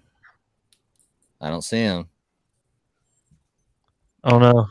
Run it back. Yep. See, Right, yeah, I yeah. guess so. Seriously, do we have any Bama fans in the chat? Can I get some roll All tides right. or something? Roll Tide. I'm gonna That Jim Alabama stud. run it back. Ready? I don't see him. Not yet. I'll take a shower with you. Not yet. I would Austin not is actually- suggest taking a shower yet. We're Do not saving go the. take a We're shower. saving the. Scrub your back for you. All right, here we go. Ready? You don't see him, right? Nope, he hasn't popped up yet. Send All it. right, send it. Send it on home, boy. Sorry for your troubles, please. I just wanted to Sorry, say Chris. go dogs to all of the Bama fans out there. Go balls. I said The it's last one gone 27. wow. Clock starts now. You better be the last one gone. Or what? He's the first one out. I like a good threat, Gene, or what? You might be running it back again. Uh-oh. Come on now. Uh-oh. Come on. Where you at? If they only There knew it is. if they Oh, ever there knew it what is. Romel was Go giving away. dogs. I'm here. All right. Yes, that's what I'm talking about. Send me a DM, Baston's Fishing, Instagram. Send me a DM with your Chris- info, and Chris we'll get you squared Jacobson off. just messaged down there. He said he's here, but that's Oh. Here's the deal, Chris. Oh, we Chris, can- send me an email at alexredfishing@gmail.com and I'll send you something. I need your full name, address, blood type, social security number, mother's maiden name, and the deed to your house, and I'll send you something. But it's for real. Email me. I'll pick Yeah, something. either way, we'll send. Even if they message me for some reason, we'll send you something. All I right. need your shoe size though. Yeah, you were slacking, bro. All right. But this one we're not going to slack. This one's going to be the real deal. So if you guys want to get in, I think we had some people hopping in. #Babe. How do I throw that up again? Let me see. Bobby. Like, wait, you're how do I good. go back? Hashtag Bobby. See this Yeah. out. Put it in the chat. Hashtag It Bobby. only says They know what draw it is. again. Let me People- see. Uh-oh. Oh no, Shoot. broke it. That was messed bad, it up, huh? dude. You see these, That was- Alex? What is it? I can't see anything. What are you? That was all bad. Come on now. The crockett creators. You got them things. Let's run it back again. Put it in there. Bobby, Everybody, get in there. everybody hashtag Bobby. Wait, Get it in says- for Romel's. Get in for Romel's. You got to Okay. re-enter. You messed it up. Romel, Everybody go hashtag ahead. Bobby, quick. They'll get back in. There's still 200 people almost. So it started Go over. ahead. Hey, it started over. You got to hashtag Bobby. All right, hey, again. everybody, be quiet Jump for in. Be quiet for 1 second. Holy- Everybody, hashtag Bobby again to be in the giveaway. If you didn't hear me then we're done. All right, Okay. now we can talk some more. Okay. So I got a Hashtag question. Bobby. what kind of underwear are y'all wearing? None. Really? None. Yeah, I'm going commando myself. Come on, dude. I'm from California. I go command. I mean, Yeah. I do got a question though. I'm actually genuinely curious. That new About the forward-facing underwear? sonar mount. The new forward-facing sonar mount from Yak Attack. How do you steer that thing? You just turn the I top. thought it was a hand thing, wasn't You it? Or have to no? turn the actual it's top hand. on. Yeah, you just turn the top. That's kind of annoying. You know, Like, I liked it. That's kind I liked it, but it honestly it was a little bit overwhelming. Alabama's Tennessee's That's what I- daddy. that's what I told think they Gene. lost last year, if I remember that correctly. Go Vols. So, Alex, I was showing off my new Western Crocs. Dang, dude. Oh, sweet home to me. I like those. Those are like dress Crocs. Those make Yeah, me- they're leather. They look My like. boy Anthony just called me out, dude. Why? That's secret stuff right there, bro. dude, I'd love to see Dear that. He's Lord. allowed to. He's taking all your money over there. Yes. Yeah. Anthony, I'm a big fan of the channel. Keep it up. Yeah. Yeah. All you forward-facing sonar boys, unite. Catch up, bud. You ain't scoping, you're hoping. Yep. That's what I've heard. That's what I've heard. Here's the deal. I won't You ever guys have- keep. Yeah, I you won't guys ever keep. have forward-facing sonar on my kayak. The most I'm going to do is one graph with down imaging and side imaging and the temperature. I am not. If I want to do that, I'm getting in the boat. Like Alex, It's fine. Hey, it's fine. We went Alex, I'm gonna frogging. put you in my kayak. yeah, Amen, y'all, Alex. it's ridiculous. Amen, Alex. I was watching your video, Bailey, earlier, which was a good video, and I like the catches on the buzzbait. But the fact that you have that much screen on your kayak, I commented out loud to Bethany. I said, "Look at all them stupid graphs he's got on there." Bailey, what you got on your kayak? I'm about to put two Bailey, more on what you mine. got on your kayak? See, I got a Helix 9, a Helix 10, and I got a Mega Live. Sweet. Yeah. So I just installed two HGS 10s today. Yeah, with all the bells and Hey, whistles. listen, and I have dude, an HDS 16. Well, here's the order. thing. Yeah, Here's the yeah, thing. great. I took them off, and I still kicked Alex's ass. listen, yeah. California. I've already won one tournament this year without the stupid thing on there. I never even turned my graph on. All right, and I'm sixth in Angler of the Year points. All right, I got 2 more tournaments here. I know River Wars. Is there 6 Can't even put a anglers? strap on the damn kayak, and then the second one is Watts Bar, which I think I can do well in. And if I win the next 2 tournaments or do well in the next 2 tournaments, I could win Angler of the Hey, Year. Fuck Just off. because you beat Bobby doesn't mean it's a W. All right, bye. So I mean, Okay. that just proves the point, though. Like that, Bailey loves all that stuff. Gene loves all. So many people do, and like, I'm so happy for Bailey. I'm happy for you, Bailey, and I'm excited. But other people don't. It's like it's cool that we can all do whatever gets us out on the water, having fun. Alex, Last give thing me I a want to do is frog- be looking give at me a a frog screen. rod and I'm good. I want to be looking at the Give me a frog birds rod, and Alex. so environment. I I made love that you love it. I made my mount out of some Yak Attack parts and a DZ truck rail, Nice. which is pretty. It looks really clean, but man, you'd never know that was a DZ rail. I want to be friends with Anthony. He's my kind of smartass, and I love it. Is he a good dude? Like, I feel like he's a good Yeah. dude. You know He's this guy? He's a great dude. Yeah, I feel like we'd be buddies. Like, because he's my kind of smartass, and I love it. I wish I had a beard. That's what he said. I love it. Is this what you're talking about, Alex? Yeah, yeah. Wow. Listen, I Hey, probably won't win he- either. he I'm caught- terrible. He caught 330 something inches in the native tournament, and second place had 230 inches Damn. out of 185 Nice. anglers in the native tournament. That's Yeah. fun. That's All cool. on live scope. That's a beat down right there, Anthony. Yeah. Well done, man. Well done. Ants is a beast for sure. Which one was And- that? Which native tournament was it? It was the native at a was it Berryessa or Maloney's, one of those. We had 185. So if a national trail comes at the right time in the right place, we have 185 anglers, California. Yeah. Just throwing that out question. Was that Is electronics or not? Is Mike Long's name still listed as the record holder for those lakes? No. Did you take him off of those? Yes. You know what Mike Long did was not that bad. I'm just kidding. Okay, let's move on. He's Let's just move on very quick. He's really good at thumbnails. What are these guys catchy doing, slopes, dude? catchy Dear things Lord. that get you. Okay. That sounds like a podcast. To watch. Romel, what are we giving that away, does bro? sound like a Jeez. Oh man, I guess we gotta, step the game up. Like I said, like this is my time to shine because you guys are. I don't have a beard, and I don't have as much thunder as these guys. So we're gonna do a winner's choice here. So we're gonna do either an NK180 and a 2450 battery, or you can choose a NK300 and a 3630. Or I'll also give you an option for if you don't have a kayak or you want to do a transit mount. So we'll do the NT300 with a 3630. So your I'm out. choice. Bye. It's great. It's an amazing prize. Romel ridiculous. the hammer. Okay. And if you don't have a boat, he'll buy you a boat. Kayak. New Titan X is coming to your front door. This honestly isn't the first time that Romel has dropped this kind of juice. So we really appreciate you, Romel, man. This is gonna be sick. Whoever wins this is gonna be very, very stoked. This is why we were saying earlier, like, you're gonna want to hang around. I know it's getting late out there in New York, but it's definitely worth it. Right, Bailey?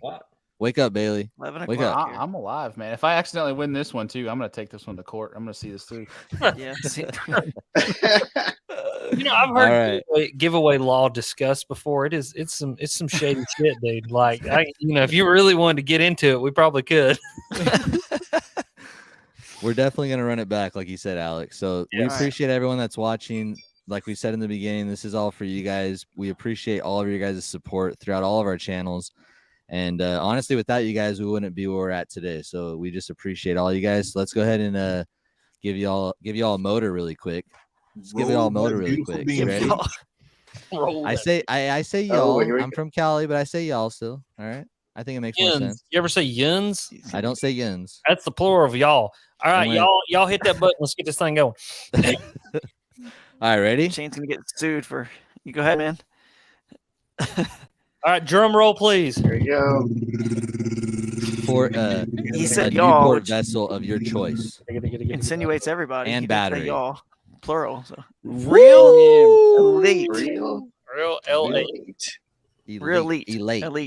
Elite. He's elated. I'm elated. I'm elated. You have to be in the chat. Related? Is he related? Bro, related. Ooh, What's the countdown timer? Real related. Oh, there he is. There he is. There he Sweet. is. Not even any exclamation points. No, he's I know. just trying to get sweet. it in quick, dude. I know what he was doing. Sweet. Just He just sweet. needed to make a comment quick. He'll be back with All right, more, I'm Romel, sure. where can he hit you up? So go ahead and I think we'll run this through you, Shane. So go ahead, hit it up, Shane, and then Shane, get the info to me. All right, hit me up on Bass Stones Fishing. DM me, and we'll get it to you. Hey, let's Appreciate do you, Romel and Newport. Let's do an NK180 pack. Let's go. Oh my! Oh, What? we are not worthy. Hey, Romel, my address is Romel. Yeah. I don't know if you want to do this. All right. I don't even know your affiliation. I'm going to hold that. Hunt Let's for raise the- money for Pediatric. cancer next time we do this, and hold on to that. We could do another one. Okay. Oh my God. Another one. Dude, it's just I know who I'm going to for prize pack from now on. We're getting just sick over Cracker Jack. Don't leave All yet. right. He said he's got another one. It's for the Let's anglers. go- Mike. let's For the run it anglers, back. man. This Let's is go. for an NK180. That's why we love this. passing them this out like group here. candy. No, go ahead, Come on. Romel. What were you saying? Go ahead. You got the floor, bro. Go ahead. What were you saying? Nah, this is for the anglers. This is why we do this. Great Hell group yeah. of guys. Great scene. Love it. Facts. So we're gonna Good do man, Romel. the best that we can for what we can do. So Good it's man. the least Alright. that I can do for everyone out there. So let's go. Appreciate you, Appreciate big it. dog. I really like Romel. Yeah, He's Romel. Yeah. my new favorite people. You Let's the man, go. buddy. Here we go. Right. Freaking Santa Claus. Rolling it through. Romel is Santa. That's what someone said. in the Boom. comments. Oh Lord, come on now. Yo, let's see who it's gonna be. MK180 Pride. Oh, here we go. MK180 pack. Tick, tick, tick, tick, Oh, tick. oh. Andy Leonard. He literally just commented too. Oh, Andy Leonard.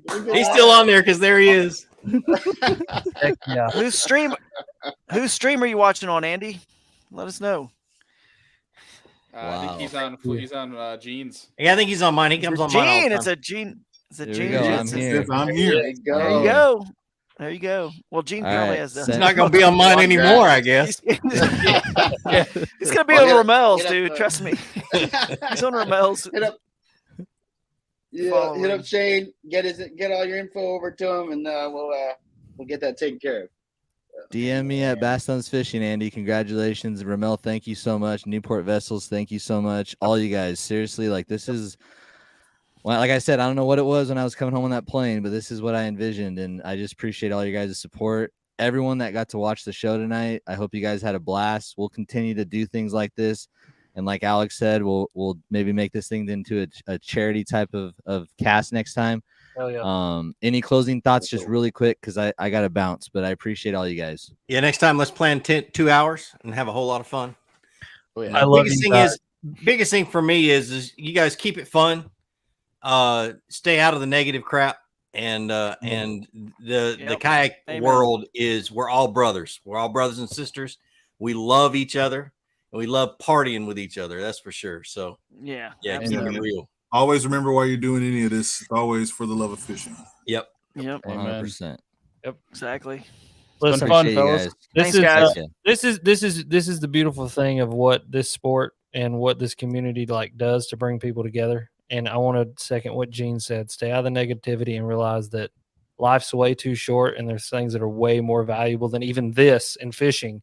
It's not even the fishing part that's valuable. It's this part where we all get together, we get to hang out, we get to create friendships. Like I'd have never known Brandon if it wasn't for this. Shane, I'd have never known you if it wasn't for this. Romel, I'd have never got to know you if it wasn't for all this. And if it wasn't for Gene kind of paving the way for the YouTube thing, then me and Bailey would have never met. And then Drew, obviously me and you, we would have never met if it wasn't for Bailey. And so it's never what you know, it's who you know. And this is beautiful. And so I love you guys. I'm done talking. I'll see y'all later.